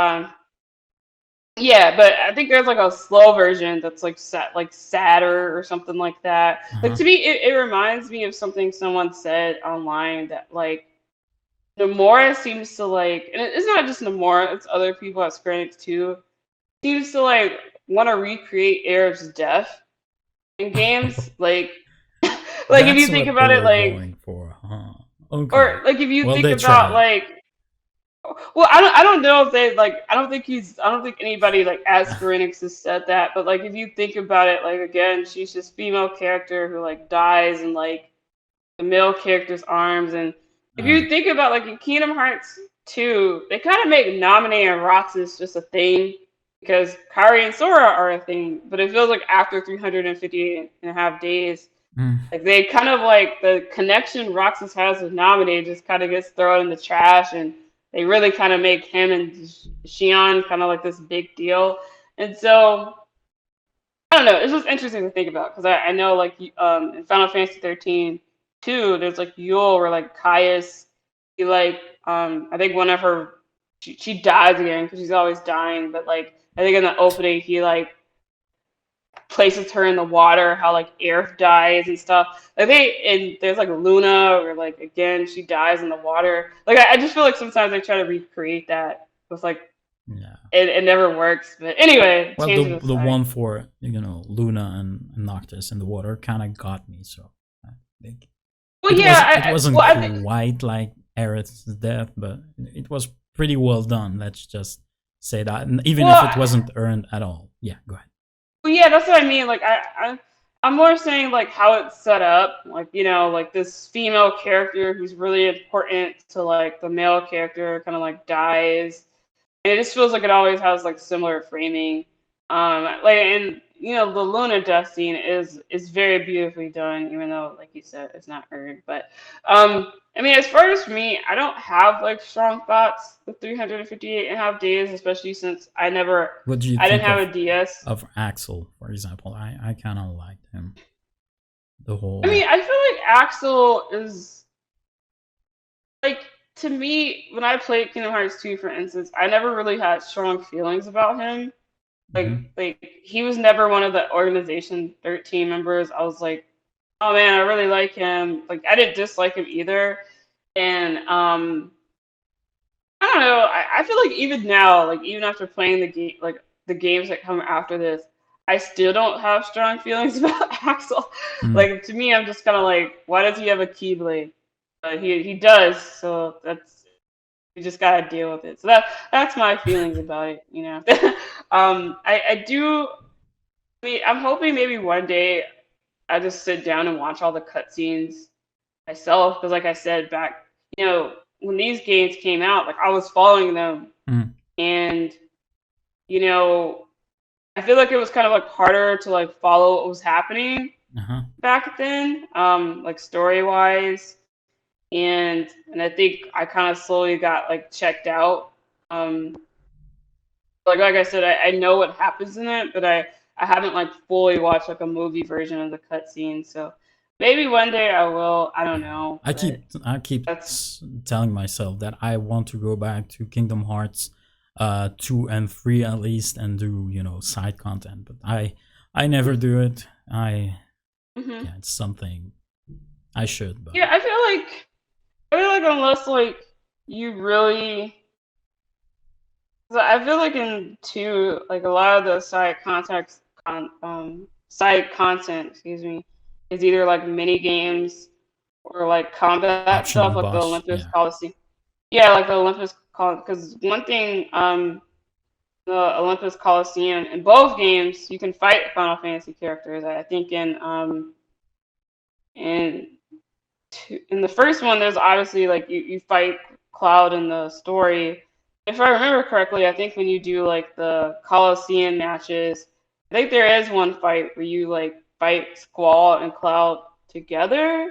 I could be wrong, Uh, but I think you can. And then in two, I know there's like a fight when you're doing like the Coliseum matches where it's Leon and Yuffie. I don't know if it's Cloud or Tifa with him, but I mm, know there's one fight for sure where it's definitely Leon and Yuffie. So that I know they also include like I don't know, it's not just Sephiroth. It's like optional like fights. He's like the biggest of like optional fights, but there's like some other cool stuff too. And I know with the remasters, it's also the final mix version, so there's mm. like bonus fights and stuff too as well. Maybe one day.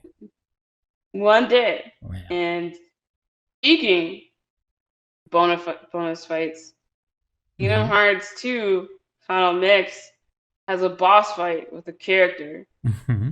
and he's one of the armored characters in the secret ending in Kingdom Hearts 2. And yeah, there was a lot of speculation about him. All we knew is that he really hated Xehanort. And he thought you were Xehanort, which is why he fights you. And we eventually learned who this character is, why his armor is so pissed off. Kingdom Hearts Birth by Sleep, which comes out in 2010. Um, and honestly, actually looking for the dates of these, this was still in like Square Enix didn't do like worldwide releases. The uh, game came out in Japan in January, and it didn't come out in North America until like September. So that was a really large gap in time. yeah. But Just yeah. like So Birth by 13 at the Sleep, time, I think. yeah, yeah. So Birth by Sleep, this is a game that I remember like there was a lot of hype for. Hmm.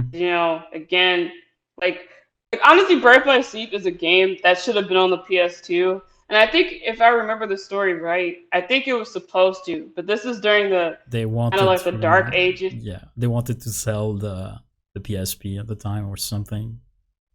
Well, I don't even think it was that. I mean, it could have been a push, but this was during the dark ages, Square Yes, Enix, where yeah, there's no versus. Um, and stupid if I decisions remember correct, all over the place. and well, I think they literally, I think they literally didn't have the resources to make it a PS2 game, and I think that's why Yeah, it's a PSP game. I I think think that's it's like one of the considered to be biggest reasons. one of the best PSP games as well. It's pretty well optimized. Well, that's the thing, is that again, I didn't play this at release, but that was something I always heard over the years. And one thing I always heard was Aqua's the best, female Kingdom Hearts character. Like, she can fight, she can do all that. Mm-hmm. And then I played this game for the first time, when the remasters came out.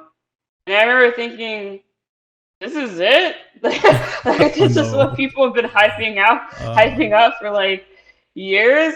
And I think it's and this is a common thing that I've also seen with other people too, who like when the remaster came out and more people got to experience this game, people are like, this is what people have been hyping up. And I kind of feel like a lot of maybe like the diehard Kingdom Hearts fans who could like afford it, or people uh-huh. who could have a PSP and stuff, we're like hyping this game up. And I also think you see this with Crisis Core, because I think I've seen recently people have been like Type Zero. playing.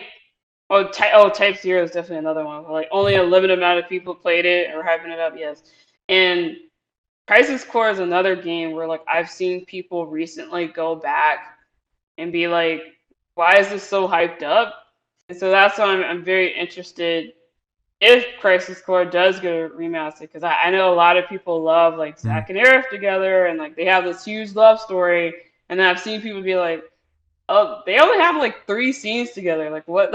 Or like it's not as a big as a deal as people make it. So Mm. it's so it's interesting how perceptions work. But I guess what was your? Did you actually play Birth by Sleep with Yes, the remasters? Okay. it's one of the only one I played. It was hmm okay, I guess. I hmm didn't play all three paths. I think I only played, you know, uh, the one with Aqua. I think that But there's a, you played like the last one. She's like the one that like the canon story. They're supposed to play her last.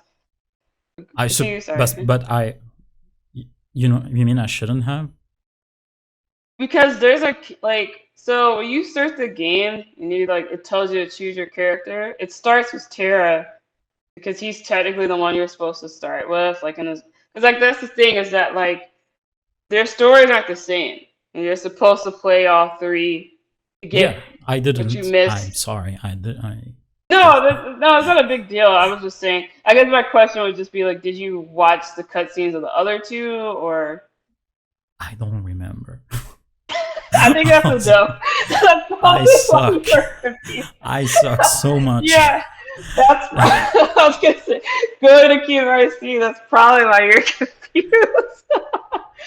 It's not a big deal, but like, I It's do feel I like may Birth by have Sleep is. watched it. I actually maybe because it's isn't it at the end where there's the fight with all of them and you know the in the cemetery or something, the Well, graveyard. there is, but you play different parts of that. So like, if you play Aqua, you don't know what happens to Tira, Yeah, because you didn't play his thing. So you it's know I like when you see him. probably watched everything. I just don't Okay, well, remember I have a everything. question. So in Kingdom Hearts 3, when you finally get Aqua and you find Ventus, do you Mhm. know why he's there sleeping? Yeah, I think he was possessed at some point by Xehanort or something. No, that's not why. So no, so that's you got to Fuck. play his story to know. Fuck. Look. I Yeah. is it really that important? Like, No, like he's just I think sleeping, bro. He birth doesn't. by no, like well no, I think birth by sleep I Yeah, think is more important going into Kingdom Hearts 3 than Kingdom Hearts 2, which is insane, but yeah. I mean, I think you can obviously still play the game like I think without it, but playing everything like that and watching everything like that well, back to back okay, was a terrible okay, decision. That's- okay. I think So that's the I problem play, here. I've played these. So let me do a rapid fire. Of what goes down in Birth by Sleep? So with Okay. Terra, Terra's a moron. I'm sorry if anybody's Yeah, listening and happens that to I like him. remember. Okay, that Yeah, he's dumb. yeah. Yeah. Um, and so basically, you have this story where He gets played Terra and by Aqua. Xeno. Yeah, he has a more straightforward story, but and I feel like to me, like Xehanort is obviously evil, but they all trust him for some reason. Hmm. But yeah, like his each basically every world with him is him kind of making things worse and usually helping the villain who's like obviously evil. And then he ends up Xehanort tricks him into making him think that Xehanort basically tricks him one last time where their master Rayakis is about to kind of like put down Vin. He makes him fight Ericus, right? Yeah, and so he See, kills his master. I remember. Yeah, it kills his master. You know, and they I think that's when you go to like the Keyblade graveyard and you fight Xehanort. Hmm. And when you beat up Xehanort, he stabs himself with his own Keyblade. And he releases his heart, and then he possesses uh Terra. So that's how Okay. you get like Terranort or like the Xehanort body that eventually becomes Ansem and Xemnas is technically Terra's body that's Okay. possessed by Xehanort. Okay. Like, Okay. and so, but when he does that, and then like I remember when he does that, he gives like this speech that like Ansem, Seeker of Darkness gives, and like I know Kingdom Hearts someone who's One. going to have a hard time listening to this episode. I can Yes, he picture will. him.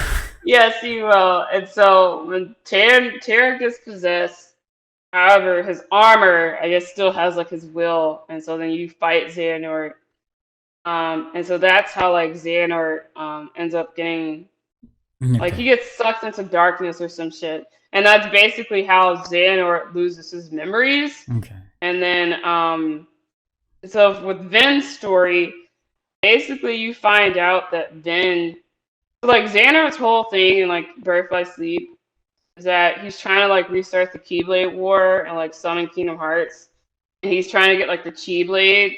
Hmm. But to get the Chi Blade, I think you need like a pure heart of light and like a pure heart of darkness. So he takes like before the story starts. So you don't find this out until like later in the story, but like before the story starts, I guess like Ventus was like his apprentice or something, and he basically like fractures his heart, and Hmm. then that's how Venetus was created.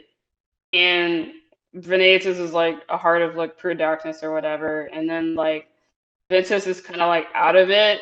And I don't remember, again, I played these games years ago, so I didn't, again, I can't go into the exact details, but somewhere along the line, Ventus's heart connects with like Sora's when like Sora's a child, and Okay. then Sora's like I think it's like after his heart gets fractured, and Sora is like, you can stay in my heart or whatever, and so Oh yeah. that's Okay. why, That's how it so that's starts. why and that's why Venetus, like, because you don't see Venetus's face until the end of like Ventus's story when you're about to fight him, Yeah. and he looks like Sora. Like that was supposed to be like a big deal, and like that's why he looks like Sora because like Venetus, I guess part of Venetus's heart was like when it within Sora, and then that's also why Roxas looks just like Vin because Ventus's heart was like inside of Sora. So yeah. Um Yeah. and so then Venetus and Ventus fight and Venetus loses, but doing that, I guess because they're like two halves in a whole. So I think like Ventus ends up going into a coma because Mm-hmm. again, like I think his heart is like all messed up or whatever. And then Aqua's story is kind of just her really kind of fixing the other's mess. And so at the very end of hers, I think like basically since Venetus and Ventus are like two halves of a whole, and Ventus' story at the end, he's like fighting Venetus in his heart. Mm. Meanwhile, I think Venetus is like possessing Ventus's body. So this is what you played is that when in Aqua's story, she is fighting like Ventus, I think possessed by like Venetus, if I'm Mm. remembering it correctly. And then they beat so like they're fighting each other like internally, externally. They both beat him. And then I think in Aqua's story, since their master has died, she's like the head master now. And so what she does, I think Is he tells her like if she their goes in world is Kingdom ever like Hearts or something, or say that again? she goes into some place and then we find out what happens to her in 0.2, right?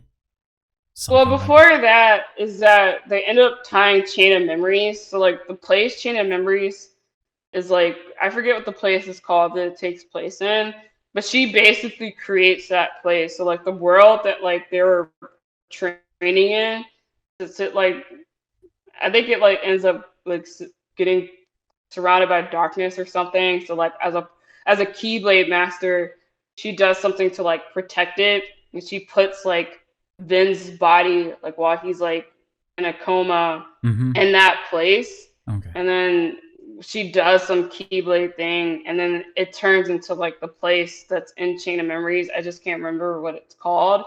And then I think later that's when she finds like Terranort, and she's like she thinks it's Terranort, but then realizes like oh like something's wrong. They fight, and then when Terra's his body is about to like get sucked into the darkness, she saves him, but Mm-hmm. then she ends up stranded in the darkness as well. And so Terranort is eventually found by like Ansem the Wise and like all those people, and then he doesn't have any memories. So that's how he ends up it basically is setting up like how he ends up there and like Radiant Guardian. So all the events can happen there that leads to Kingdom Hearts 1. So Right. that's Birth by Sleep. Yeah. It's like a messy explanation. So I mean, I kind of but I kind of remember some of the words you just said. you just Uh, you're like probably checked out like halfway through me explaining I all that. no But no no. Someone else will while listening to this, not me though. yeah. But yeah, so that's what I'm saying. Like I feel like there's a lot of like key things in this game. It's like set up like this game, the next game. There's a lot of key things that Mm. kind of like I feel like are important, or Kingdom Hearts 3 that are like way more important than like Kingdom Hearts 1 and 2. But anyway, speaking of the next game, we have Kingdom Hearts 3D Dream Drop Distance, Oh, otherwise the game that's kind of known. This is kind of the game I think a lot of people feel like Kingdom Hearts jumped the shark. Where like a lot of people, even hardcore people, are kind of like, this is too much because it story introduces time wise, travel. this is when it got bad. Oh God. Well, I think you gotta remember maybe not everybody like before this point the remasters hadn't come out, so not everybody has like played these games to Yeah. experience like the craziness. They might just be reading summaries or trying to watch videos and stuff if they can. Um, and Dream Drop Distance is kind of like the game. But yeah, like I remember I got this game because I got a 3DS, like I think when I graduated high school, like right before I started college, and I was like, oh, I can finally play a Kingdom Hearts sequel now that I have like a handheld. But I never finished playing it. I did play it in full later with the remaster, but yeah, it's a game that's kind of weird and Is it the exists. one? Is it the one with the world ends with you characters? Yes, it's the Okay. one where you play as like you switch between Riku and Sora, or you drop Okay.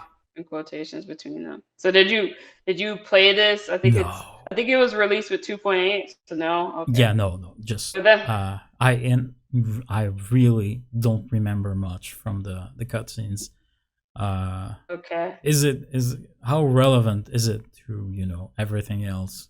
I mean, I think it's the game that kind of sets the stage for Kingdom Hearts 3 because what happens in it is that, He loses Sora his and power. Riku. Well, he doesn't lose anything. It's just that in him basically him I keep saying him, I meant Riku and Sora, they're both taking a Mark of Mastery exam. So Hmm. that's what this whole game is their exam. Okay, And yeah, then I eventually remember that. Okay.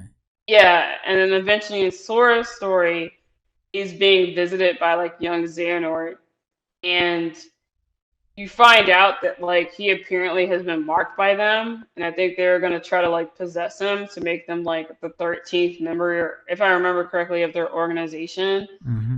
Um, and I think an important context with this game is that I think it's kind of similar to Birth by Sleep in terms of like I wouldn't say I don't know if I don't think Birth by Sleep had development troubles. I don't know if it's what we know of it. This is justifiable because I don't know if they tried to like actually build that game on the PS2 but then switch to PSP. I Mm. don't know about that, but I know for Dream Drop Distance, this game did have development trouble because originally, from my understanding, was that Riku was supposed to be the only playable character. Like it wasn't supposed to be like a two-story thing. Okay. Um, and I think some of like maybe the weirdness about this game could probably be explained by that. But yeah, so like I was saying, Sora basically ends up failing, I guess, his Mark of Mastery exam, even though like it's not really his fault because it's like, well, how was he supposed to know like the villains were gonna like mark him with like an X symbol and try to possess him? And Yeah. Riku ends up saving him, and you like the big final boss of fight of this is fighting young Xehanort, who like I think it was harder in like the 3DS version than in the remaster, but since he time travels, there's like a time mechanic in the boss fight where like I think when he gets to a certain health, he'll like rewind time, get like health back or something like that. I don't know, Oh. but he has a lit boss theme though, and so I think that happens. I think this is also the game where like you find out like Axel or I guess Leia and the others have been like revived. Like he appears in this, and I think that's what I think he gets the Keyblade. Axel gets the Keyblade at the end of this game as well. Um, and yeah, I don't know. I don't have much to say about this game. It's just it exists. So. It's not really a fan favorite, like you said. It's Mm-mm. really, Mm-mm. yeah. Yeah, yeah. Like it's just I don't know. It's like they explain time travel and it's like weird, and I don't even want to try to remember what the rules for it That was, was but the last thing Kingdom Hearts needed. Time travel. time travel. Yeah. All right. So moving on. This is when we start getting to the remasters. So we can skip over that. And Hmm. this is where the next game after Kingdom Hearts HD 1.5 Remix. I think the next game here, I think, is the biggest problem in the series right now. Uh, and where things start to go wrong Okay. is that we um we get Kingdom Hearts Chi, because that was a web browser game. Then Wait, they end that up doing that was before 0.2? yeah. Yeah? Well, 0.2 is like packaged with the final remaster, so yes, yeah. Oh god. Okay. Yeah, Okay. so then Kingdom Hearts Chi started off as a browser game, but I think that died. And then they did like the Kingdom Hearts Unchained Chi, which is the mobile games. And this is kind of I think the biggest problem with the series Yeah. is that with Kingdom Hearts 3 to basically understand some very key points in that game, Yeah. you had to play this mobile game. And a Yeah. lot of people didn't. so, so Certainly I don't. certainly didn't, yeah. And they did release. I guess we could just tie this into Kingdom Hearts HD 2.8 Final Chapter Prologue, which combines Back the cover. again. This is yeah the HD remaster of Dream Drop Distance. It includes a fragmentary passage, which is 0.2, which Yeah. is where you play as Aqua, and then back cover, which I feel like is not nearly enough. Yeah, like I watched back cover and I thought it was interesting. Like I like the Master of Masters, Hmm. um, but I feel like this back cover thing did not like prepare people who didn't play the mobile games for Kingdom Hearts 3 and now Kingdom Hearts like he basically set up an entire new arc of the series in a mobile game. Yeah. That and a gotcha mini game, gotcha mobile game at that, And and they apparently they her keep doing it, and they're gonna keep doing it. they're gonna keep going, and apparently the story also for this mobile game was like drip fed. So that was another reason people found it difficult to play it was because like I think in Japan they would get story stuff first. So either people had to translate it or you had to wait for like the Hmm. English version Yeah. to come out. So I don't know. Like I feel like the mobile game within itself is super complicated. Like I know there's like cutscenes for it. It's like apparently long, like a playlist you can find with like all the story stuff. I'm not gonna try to get into it and explain it, Hmm. but Okay. um, yeah. So Because you I mean, did unless you watch them? You watch everything? no, I have not. Like I watched back cover, and I've also like paid attention to people who have watched it or I've seen conversations about it. So like I know bits and pieces of what's Mhm. going on in the mobile game, but I've never sat down and watched like Yeah. all the It's a cutscenes in it. it's a bummer because I know which part of Kingdom Hearts 3 it's this mobile game is related to, and it's a really cool part of Kingdom Hearts 3. So Yeah, I know what you're talking about. I would really have liked to be, more informed about this. So I would have had an even better experience, but it was still pretty awesome part in Kingdom Hearts 3.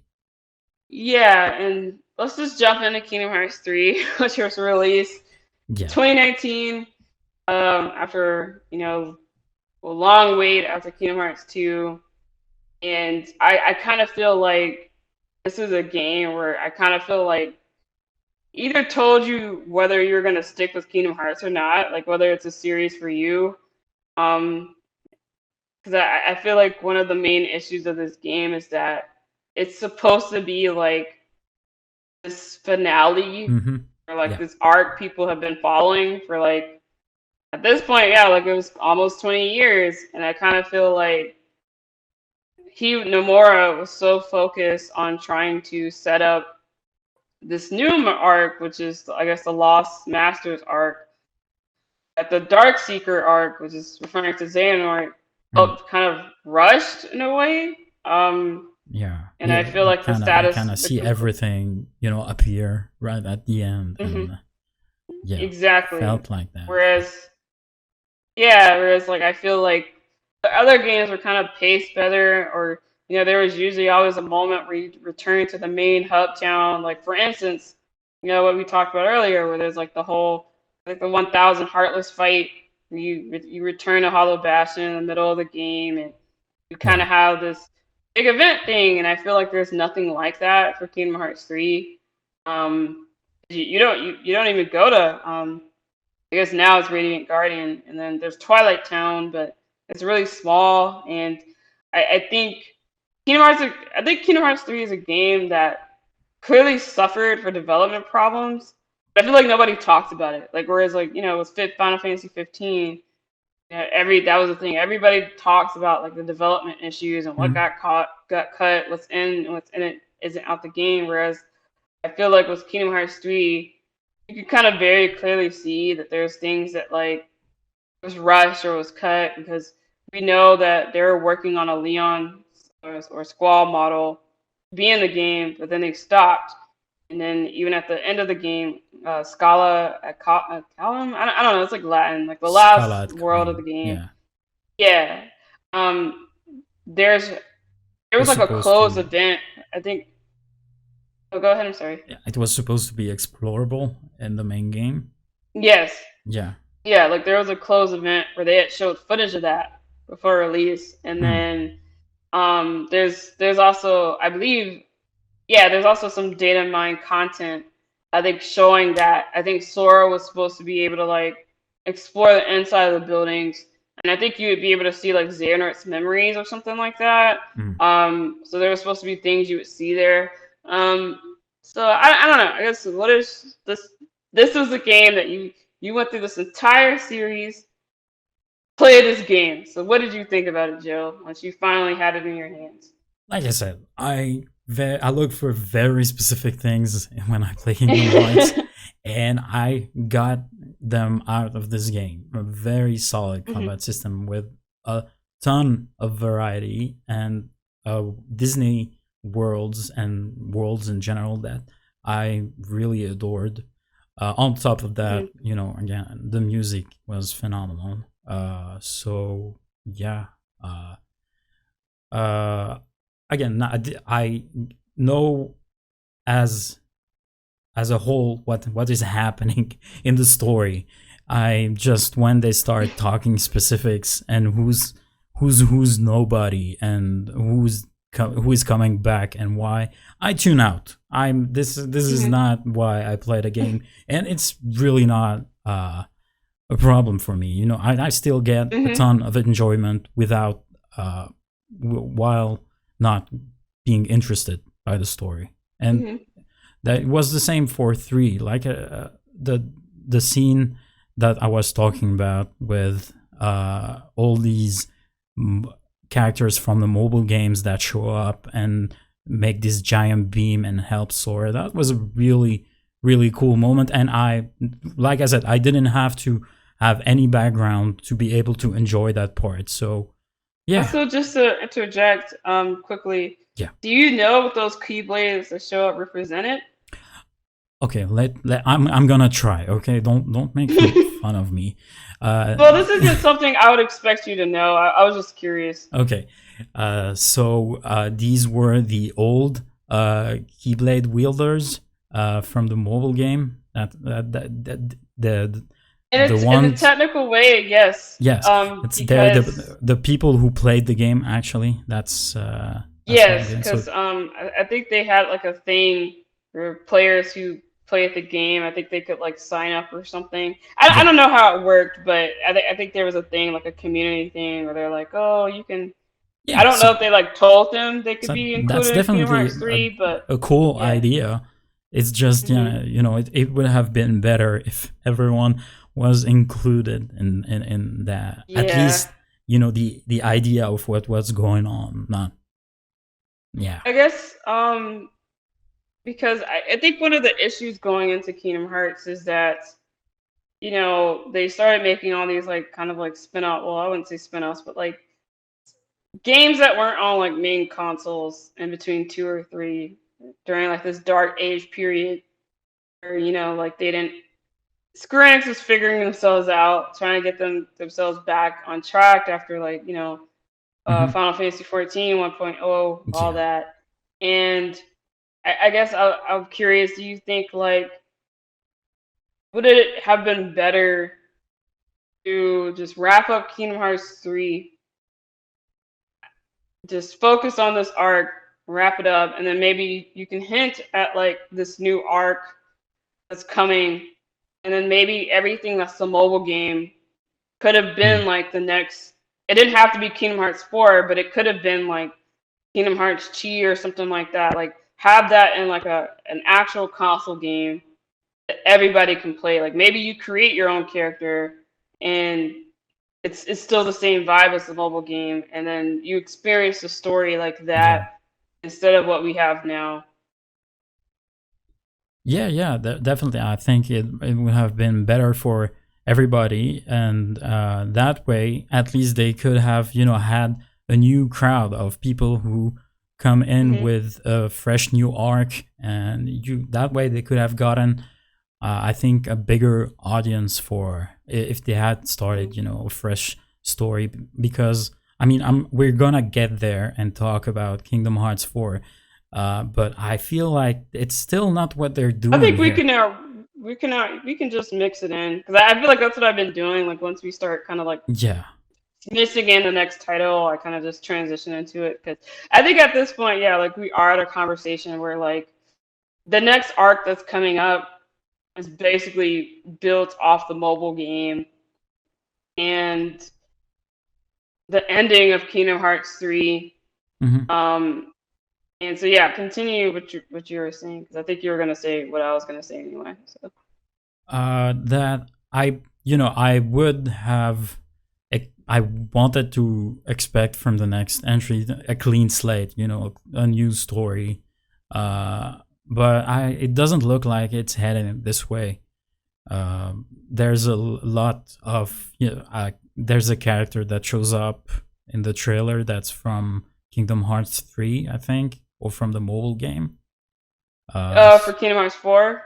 Yeah. Yeah, I guess I can also just for listeners, I'll like just explain what happens.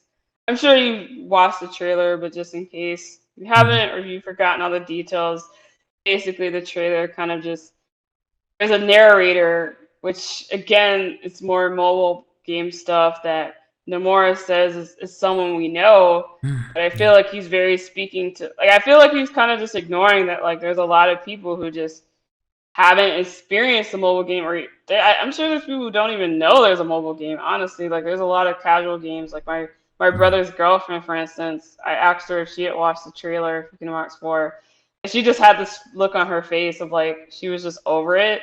And I think there's a lot more people out there than people think, that they played the main console games and they kind of just thought like, okay, I played one, I played two, I played three, and then now there's all this other stuff that like they don't understand. But anyway, so there's this narrator who apparently is from the mobile game that we're supposed Mm. to know, but if you haven't played the mobile games, it's kind of like a fuck you thing, I guess. Um, because that's how it feels like. um, and he's narrating, and it's kind of like usual cryptic Kingdom Hearts talk, and it shows Sora who is in this very realistic style. It's kind of more how Final Fantasy looks, Hmm. and this girl, I don't even know how to pronounce her name. It's like Sterelzia or something, Something like that. or I don't know. She's Marluxia's little sister. Because again, I didn't want to dive too deep into like the mobile game, but that's another thing that's revealed is that some Mm. of the organization members are actually from like a long time ago. So yeah, Yeah. so she's Marluxia's little sister that she was murdered in the game, and Oh, so her and really? Sora, yeah, like that's like a mystery I think in like the mobile game is like who killed her. Like I guess there's like a traitor in their Oh. group. And that's what I'm saying. Like this would be better in like a actual world, like a main game, but it is what it is. Um, and if anything, I feel like they should remake this story. They that's what they should have done. I feel like instead of Kingdom Hearts 4, they should have been like, we're gonna do like Kingdom Hearts Richi. We've remade this game that is like playable, but Mm. whatever. So anyway, Sora wakes up and she's kind of like explaining how they're in the afterlife. Um, and I guess like this giant. It doesn't. It looks like a different type of like dark side design, but it kind of just goes into like gameplay stuff. It's not really heavy on the details, but it basically announces that this is the Lost Masters arc. Yeah. It's Kingdom Hearts 4, and then you kind of see I think the Master Masters a little bit, but that's kind of the trailer. It doesn't really Mm. dive into like story that much, and we got a hint that Star Wars might be a world in this, so there's Yes. that. And there was a gameplay section which was surprising. Yeah, which I mean, I kind of yeah. I guess another thing to mention is that the trailer is running on Unreal Engine 4, Yep. but they said that the final game will be run on Unreal Engine 5. So, That's exciting. Yep. hmm so I guess what were we saying before? I guess basically you're talking about how like you wanted them to reset the story, but it Yeah, doesn't seem like they're it's not doing gonna that. happen. I First of all, I want to say that I think I've already mentioned this when we saw the leak, Hmm.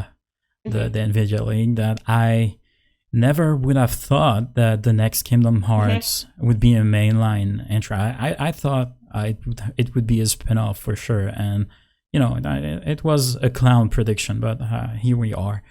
Well, Uh, an interesting thing off of that was yeah, that Nomura said after it was announced yes, that yes, he was debating whether to true. do 4 or to do Verum Vermrex, Rex. yes. And he said that the team internally still calls Kingdom Hearts 4 Verum Rex.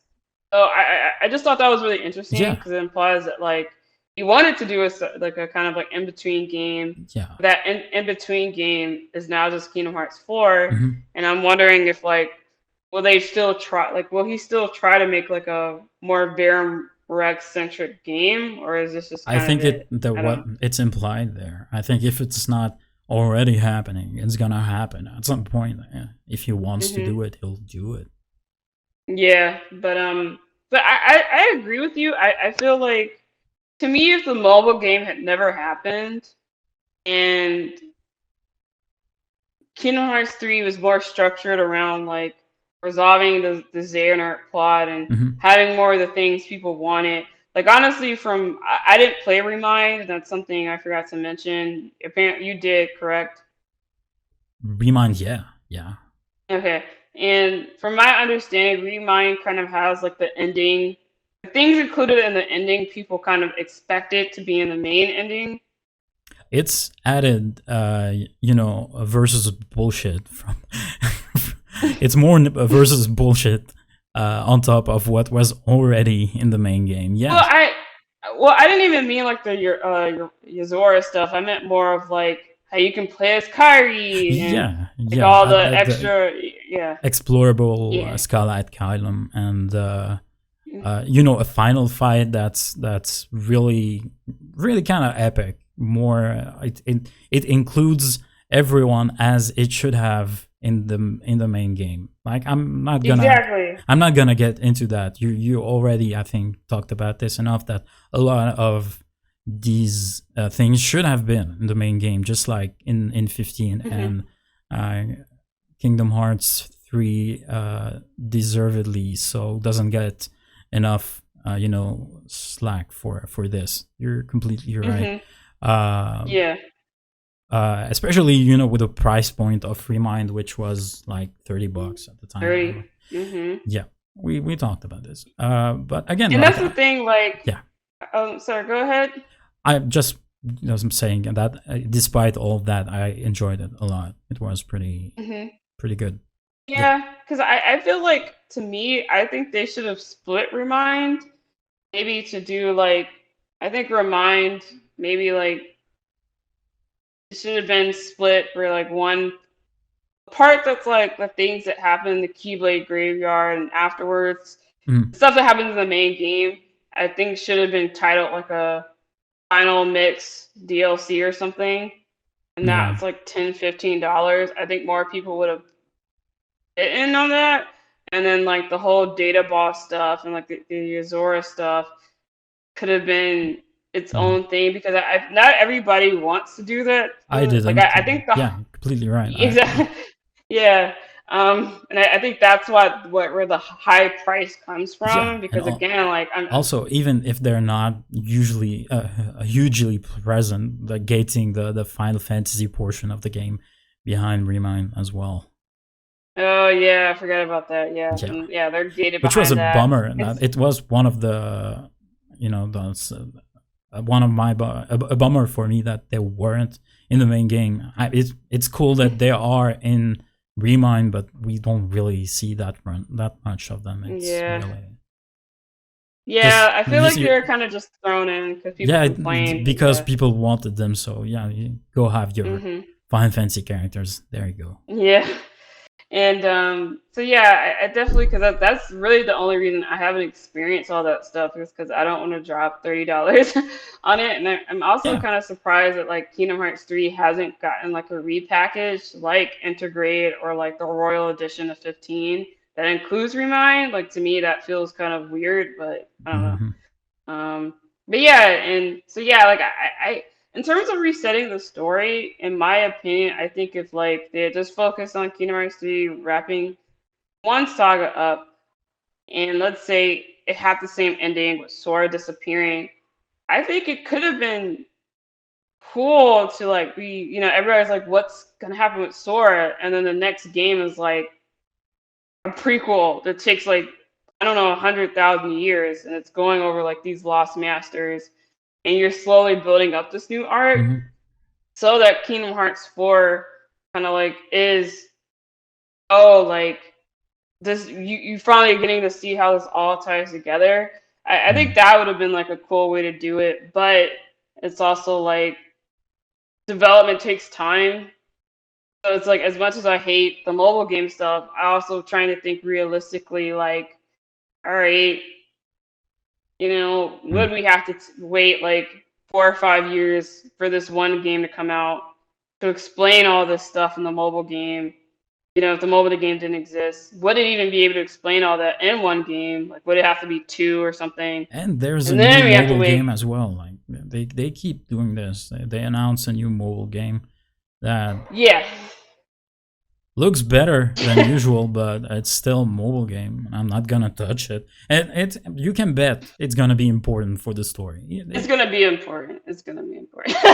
It's gonna be important because I mean Yeah, that's another thing I forgot to. Because again, I was trying to avoid talking about too deeply about the mobile game, but a major important thing always that good. was Yeah. was I will say with the mobile game that was revealed was that the player character in the Chi Unchained Chi or whatever is like Mm. reincarnated into like Xehanort or something. Like they're tied together. So that's how What? like deep all this goes. Is like to understand that like Xehanort or has like the same heart or whatever as like like this other like your player character. Like Okay. it's just so it's just it's just insane, man. And Yeah. I just feel like I feel like Square Enix kind of like gives him more like free reign, like do whatever he Like, do wants. they, or is it their idea? I'm not sure at this point. I'm not. No, I feel like the mobile game stuff, there's no way. Like, I think Square Enix probably signs off on it because it's a mobile game and it, like, probably. Because like, Dark Road, like, that game got canceled. Like, it's ending earlier Yeah. than I think they anticipated. And that's probably because it wasn't making money. So Square Enix was like, nah, Maybe like, maybe Nomura just, as always, because he's wanted that since the first after the first one release. He always wanted spin-offs, and the only way he was going to have his spin-offs is through mobile games. Maybe it's a budget and thing. I I don't know. feel like, I definitely think it's, to me, I feel like he got bored of, like, Xehanort and, like, this story arc. Because again, like he's been telling the story for, like at that point when this mobile game came out, it was like 2013. Mm. Again, he's been like telling the story of like Xander for like 10 plus years at this point. Mm. And I kind of feel like he sounds like he's a highly creative person. And it kind of sounds like he has all these ideas in his head. Because I remember with Versus, he was talking about, oh, this isn't going to be just one game. It's going to be like multiple games. And you're kind of saying that with the remake too, of like, it's a sequel, it's not a remake, and we're gonna have multiple games, and we're doing that, and it Mm. kind of just seems like, yeah, like I think Kingdom Hearts is kind of the series where like he gets to run wild the most, Yeah. as long as it's making money. And I mean, it's a mobile yeah, game. I It's think. gonna make money for sure. Gotcha. Mobile Hmm. games. Hmm. So, and I think that's where we are.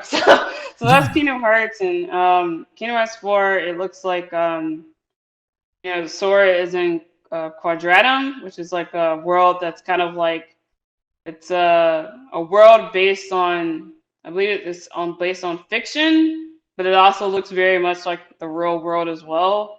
So I'm kind of and the more also said that like the Shibuya we see in Kingdom Hearts 4 doesn't tie into The World Ends With You Hmm. or Stranger of Paradise, which I didn't even know Shibuya appears in Stranger of Paradise, but That's apparently it does. that got spoiled to me, but I don't really care. Yeah, like to be like I didn't know about that either. So I mean I don't know if that was like the opening of the game or something. Maybe it shows Or them the being ending, transported. maybe. The ending, oh, true, true, true.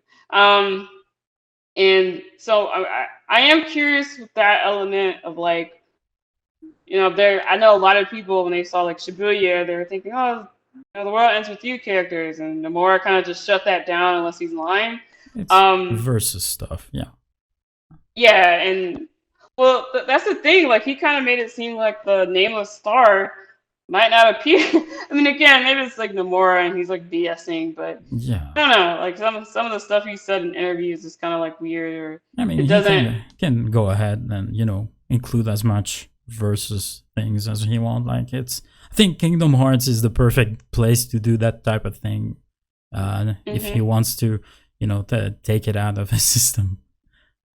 Well, yeah, I guess I was just curious. Is like quadratum obviously means square, but I was thinking this was a place where we would get more square outside of Final Fantasy, like Hmm. square cameos. But like the fact that he kind of already shut down the world ends with you, it kind of. I guess I'm just curious what the direction for that world is going to be, but I don't know. Those are kind of just my final thoughts on the trailer. I don't Yeah. know if you have anything else to add. Um. Well, maybe what kind of worlds would you want to see, for example? I mean, to me, Final it's Fantasy not really World, about for the. example, this time finally. Well, I always thought it was weird they never really tried to do that. Yeah. Um, I still don't think they will, but it would be cool if they did. But I think for me, I'm more.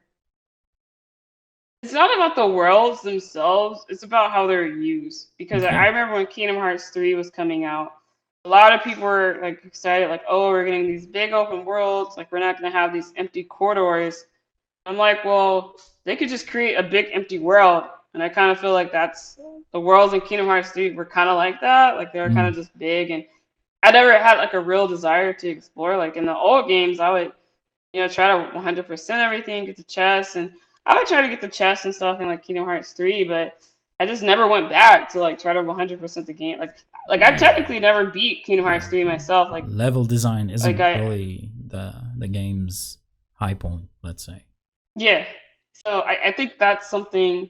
I think they need to create areas that are interesting to explore, and I also feel like there's an issue. It seems that like I mean, I guess with Kingdom Hearts 1, the Disney worlds weren't as old as like they weren't old then when like really thinking about it, but um I Hmm. feel like now though it seems like with some of these current Disney IPs, Disney seems to be more controlling of them. Maybe. And I also feel like with Kingdom Hearts success, you're kind of getting more Disney collaboration because that was the issue with the Frozen World 3 that I think it's kind of an open secret. And I think Nomura might even said it that like Disney was very controlling about that world. And I think a lot of their ideas that they wanted to do got scrapped. Like we were supposed to explore Elsa. Like I think Elsa was supposed to be a boss fight. And But that I was think Disney was never like, happening.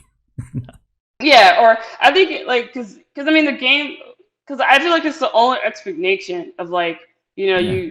there's like that random like ice maze and it's like well you Yeah, would think right. you're supposed to I think the idea was you're like you explore her palace and then Hmm. there's like the weird thing of like you could see her palace like they like I think at the end like all the characters are there but you can never go into it and Hmm. so I definitely feel like I think she was supposed to be the boss fight or something, and then you would get the whole like, no, Elsa, like we love you, and like everything. There's a And she happy gets to ending. sing instead. So Yeah, and so that's one of my concerns like for the future of the series is that like let's say I mean I think Disney handles seems to be really sensitive about Frozen, so maybe it won't apply to like other movies. But like if we got Moana, that they be like really Hmm. controlling about that. If Uh-huh. we got Coco, like what would they do? So that's Yeah, kind of my you're concern. just listing my list now. Okay. Well, yeah, like I feel like they're kind of limit, like unless they started to go back to like older movies, which I do think they should do. Like in Mm, my opinion, I also think they should revisit worlds. Like they should reuse worlds that were in the side games that yeah. like Cinderella. like yeah, like those worlds that we never really got to see in like the full glory, or like the Hunchback of Notre Dame and things like that. Like I think I also would like to see, I'm not like a personal fan of Treasure Planet and like Atlantis, but I personally would That really would like be to see cool. a Treasure Planet. Yeah. Yeah, I would want to see a Treasure Planet world because I think that would be cool from like a design standpoint. Yeah. Um, I want to see Princess and the Frog, even though I'm not in love with the movie, but I also Yeah. think like, come on, like throw in some black people for me. So, Yeah. so you know, and like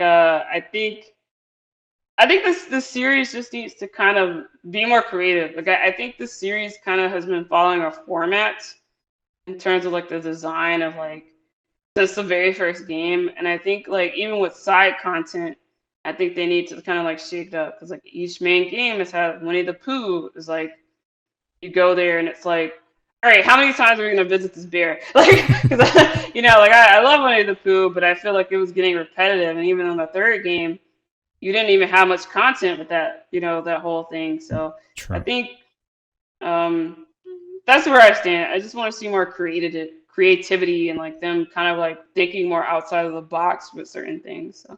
Yeah, I mean, some of the stuff I want are pretty recent, so I'm not sure if I can expect them. But then, I think Nomura said that they were still deciding which worlds they wanted to put in, like in an interview right after the trailer. So that kind of gives me hope, and also it kind of furthers the point that it's still early in development. But yeah, I mean, kind of knew that. Uh, Yeah. but yeah, like you said, Moana or Coco would be great. Encanto would be awesome for me and my I think daughter. it would be cool. I'm just interested. I saw people mention that, and someone raised like, how would they like incorporate that into a fully explorable world? Yeah, I'm curious about that too, of like how to translate that, because really the whole movie kind of takes place in a house. yeah. So But so but the character, I think the characters would fit, as party members, like oh, I agree. Louisa, Yeah, and, I and definitely agree. everyone has a certain magic that would work pretty well. But yeah, the whole Yeah, movie happens in like the house and the town, and that's pretty much it. yeah. Because the thing I could think of is maybe like they could use the doors. They could try to like, even if it's not this way in the movie, but just try to maybe use the Yeah, doors as like a true. gateway to different places to explore. Because technically, Bruno's door Yeah, it was led to this huge whole like inside. Yeah, weird, yeah, sand cavern thing. So I, they could do things if they tried it. I think it could be interesting. I hope they still have time for, even if it's still pretty recent. I hope they have. I think Frozen 2 is also a given now because they seem to Yeah. it seems to attract a big crowd. And then Mm, you have that Star Wars thing, which mm. given the setting, I think it would also work pretty well. The Ewoks in the forest and all that. Which is the thing I'm just curious about is why do Return of the Jedi? 'Cause it feels like it's throwing you're getting thrown in at the end of a story instead of starting at the Yeah, I beginning. think it's because the cuteness of the Ewoks, and they wanted something that Yeah. the Yeah. Sora could turn into or something. I don't know. Yeah. I feel like you could. I mean, it's probably the easiest one to maybe make like a world for. I guess thinking because I haven't watched the original trilogy in a long time, but I know in Empire Strikes Back. a lot of the characters is split up, and like Luke spends a lot of the movie in like a swamp, you know. And then in the first movie, they're kind of like jumping around a lot and on ships. And I feel like in Return of the Jedi, they do spend like a good chunk on that one planet where they're Mm. fighting with the Ewoks. So I guess it makes sense from a design perspective. But yeah. Yeah, I wouldn't mind it. I Hmm. don't know if you've watched it. I like the Ewoks movie. They have a Star Wars just for Ewoks. I forgot what it's called, but it's pretty old. Oh, I've never heard of that. Oh, okay. Yeah. Okay. I'll have to look into it then. All right. Uh, Well, yeah, like, and oh, this, go ahead. yeah, just and then there's this small, IP. I don't know if you've heard of it. It's called the Hmm. Avengers. Hmm. And what do you think? It has a chance of being there I this time? mean, I feel like everybody jumps to the Avengers, but I feel like in like Spider-Man, in which I don't know why people keep mentioning Spider-Man because Disney doesn't own Spider-Man, Sony does, and I Yeah. feel like the only way Spider-Man would get in is if they're probably gonna want to cut the Kingdom Hearts sales, and it's like I feel like they're gonna be like no. So I don't see Spider-Man getting in because it's not even he's not owned by Disney, but um. I think to me, I think a more interesting world would be like Thor, like Asgard, like in my opinion. But because I feel like with Avengers, it's just gonna be like a city, like you would probably do like New York Mm. or something, and I feel like Well, they already have the IP of the Avengers. They tried to make a game about the Avengers, so maybe well, they I can. guess I just feel like with the Avengers, it's like well, I guess I just don't see the point because I feel like you're gonna have Donald and Goofy. Kingdom Hearts 3 added like two, you can have two, at least two max additional um, party Mm. members. And so I'm like, well, the Avengers is a team. So it's like, unless you get to fight with all of them, I kind of just feel like having an Avengers world would be They'll like, take turns. yeah, it's like, no, like, just let me fight with I all of wouldn't be a them. And fan. just, I just would be excited, for the idea of having the Avengers. It would be crazy. Uh, I mean, it'd be cool, but I'd rather I just feel like, especially after Thor Ragnarok, I just think like having a movie based around Thor, or mm, not movie, excuse me, a world, specifically Thor Ragnarok, and then I guess maybe Love and Thunder. Like, incorporating that could be like really cool. And just like I remember thinking the visuals of Asgard in that mhm. movie was really cool. Yeah. And so if they incorporated that, I think it could be really fun. Hmm. Um, I think Thor as a character could also like work within Kingdom Hearts because I think that's been like an issue of like with the Pirates world is that I feel like I just feel like they never really fit. Like I don't like I don't know. Like I just feel like they like I feel like everything in the Pirates world is just like taking itself so seriously, and then you just look over and it's like Donald, Goofy, and Sora.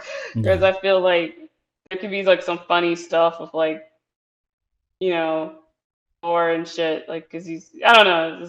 That's I guess that's my vote. If they do Avengers, fine. I just hope it's fun and it's cool. Yeah. So. Hmm. Just give me Encanto, and then the rest you can. Uh, they can do whatever they So want. it's really you want Encanto just so they could do what they did with Frozen, where they recreate the entire song in Kingdom Hearts 4 Yeah. instead of No. Donald, No. Goofy, and Sora. No. You want that? That's what you want. No. I just rewatched the movie with my daughter if I wanted that. She watches it I know, pretty much yeah, I weekly. know, So. yeah. Oh, that's cute. Yeah, like I feel like for me, it's just yeah, like I want Agrabah to return only because I feel like Really. they ripped us off because we never got the Aladdin and the King of Thieves, which is the best. Like Oh, they did the Return of Jafar story, but they never did the third movie. And, like the third movie is the best out of the two sequels, I like and it it too. has some Yes. yeah, like you get Aladdin's dad, and then Mhm. I always remember. I haven't seen that movie since I was a kid, but I always remember like there's like the place they go to at the end of like there's like the sea and like the turtle thing. I'm like, that would be really cool in Kingdom Hearts, and so I Yeah. never got what they just skipped over that. I also personally, I mean, Hades is at the end of the trailer, so I guess it's Olympus Well, is probably coming back, but I wish they would just replace Olympus with something else. You can have like a Coliseum or battle type thing. I don't know, but I don't want to see Olympus again. But it's probably gonna come back. Um, in terms of like your original question though, which was about what I want to see Final Fantasy Worlds, I would love that. I just don't think it would happen. uh-huh. And but if it did, I think like again, the Morris handling of games that aren't his is weird. But I feel like a Final Fantasy IX world, like if it was based on like Alexandria or like Limblom or something, Mm. be really cool. And really fit within Kingdom Hearts. I don't know. I just think that would be really cute. And but who knows if that'll happen? So Could see it happening. yeah. But all right. I guess I feel like we did like a deep I dive towards I the you end, did. but I pretty much I wasn't of much help during this whole retrospective. I'm sorry. You were no, pretty much doing the heavy lifting there.